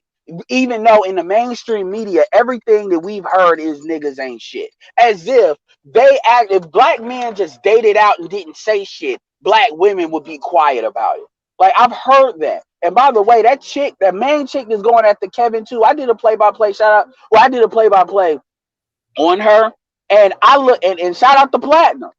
Because Platinum called it out. Platinum came up on my thing. He said, that bitch is fat. And I'm like, what are you talking about? Because I didn't pay attention to it. Because you know how I am. I have tunnel vision sometimes. And I looked at her YouTube channel because it's on her banner. It's not even it's on her Instagram too. But her shit, if you look at what her body looks like, she looks like she's literally like right out of postpartum. Like, for real. And she used to be huge. So she lost that much weight. And apparently she had surgery. So that's what happens. But my point more is, easy way out that we discussed earlier. These are the people that are critiquing Kevin. The Yanni's girl or whatever the fuck, I guess. I don't know. Yes. Anyway, so if you look at her channel banner, that's what it is. And I'm like, oh, and you know, on these light-skinned bitches, that shit does not look good. Dark-skinned women can kind of get away with that shit a little bit. Nobody but gets away with light-skinned, that. all that shit. Well, I'm just saying, I mean, like, when you have, like, stretch marks, that shit shows the fuck up bad on light-skinned women. Dark-skinned women can kind of play it a little bit off. But light skin, that shit screams at you. Brother Jugger Talk. Let me get in here, bro. Shout out to New for the $4.99. Y'all didn't catch the Digital Underground analogy GC made. Shout out to the RX0 for the 5. Army quote. It's so easy you can mess it up. These women are willingly failing at the simplest task, and it shows. Yeah, man. Hey, we have reached the try to get it out. 3-hour mark, man. You know, it's usually our limit. Shout out to Jihad Mahdi. I'm using my multiple properties, Audi, value, and game in real life, but these dingy lady YouTubes use their weave, makeup, and imagery degrees in digital life. So who's the fraud? Shout out to you, brother. Greatly appreciate you. Today was a huge day, bro. Greatly appreciate everybody that came through. We got like 476 in the building. Hey, please like the stream as you fucking go out, man, if you haven't already. Also, subscribe. A lot of people, man. Make sure y'all subscribe, man. We do this on the regular, bro. Again, even though Kevin Samuels doesn't really mention this sector a lot. If you want to get the nitty gritty and the unadulterated versions of what Kevin Samuels talks about on the daily, this is the place, man. All right, this is the ground roots of it. We not gonna have you're not gonna get the same packaging delivery as you see. Hey, we're gonna be all the way real with you, shawty. We're gonna tell you everything you hear and some of the shit you may want to hear. I shouldn't say this open, but Roger gained like 100 subs last night because he did a thing with Kevin. Not with Kevin, but like with Kevin's name on it, and that shit popped off because it was in the middle of the night. So he had all these random females calling in. That shit was funny as hell. But he got 100, so that's some game for some of y'all, man. You know what? Hey, I might have to do the little call-in thing now because I see now females aren't cool or they're not comfortable with actually getting on the panel real time. But I guess they would actually call over the phone if it was a thing. So I don't know. And I know he's just using Zoom. But I know he didn't even do that. No, but he did exactly what we're doing. It's just that it blew up because you know how we're remailing him, how it catches the algorithm. And it was on because I think he was the only live talking about it. So people would either look at him or listen to Yanni, then hear then, and they giving all this basic bullshit that they don't know about him. So I'm just saying, man, you put Kevin's name in there and you break it down further because a lot of times they want to be heard. That's what I'm saying. And seen. It was World Star. Hold on real quick. The fat white women narrative is what they like to use to make themselves feel better. I've seen plenty of black men out and about with some pretty non-black women. Yup, shout out. Go ahead, bro. What you got, bro? No, I was just saying it was World Star that made it catch fire. Yeah, man. So yeah, man. It's going. If he has a show tonight, that probably will be intriguing. I don't usually watch him, and I'll watch him. Like I said, this is my first time really putting his name in the title and using it like that. So on and so forth, bro. You know, clout chasing and all that shit. Really trying to avoid that. But it was a very good topic. Like I said, I had this sent to me too. So this space is catching on, man. Again, and the black man's opinion is also being heard. So again, bro, in due time, black women, you better motherfucking get on your grind. But for all you guys that are new here that don't know already, hey, we do got, if you want one of these wonderful shirts, you know what I mean? Hit that link. Cop a shirt from the from the DABG. As a matter of fact, let me go ahead and put the link in for y'all just in case. Want to cop some merch. hey man, we ain't just you know, big in the physical, we big in the mental and everything. You know what I mean? We got it all baby. Shout out to you, man. Appreciate it, brothers. Great conversation as always. Appreciate you, bro. Greatly appreciate you, man. So y'all, by all means, man, the link is here in the chat. If y'all want to go ahead and support the brand, bro. Support the brand of a big black man. By all means, it'd be greatly appreciated. And make sure y'all come back through, man. Like, share, subscribe. Again, this isn't just for us to get on here and do all this other thing, bro. We really are trying to do something big here and help young black men out and have them get some answers to a lot of questions we usually don't even get answers to, bro, until we trying to get out of a hole or some shit. So hey man, greatly appreciate everybody that come through. Say I had a whole lot of brand new faces in the place. But as you know, man, tune in next time, bro. We'll catch you. Holla.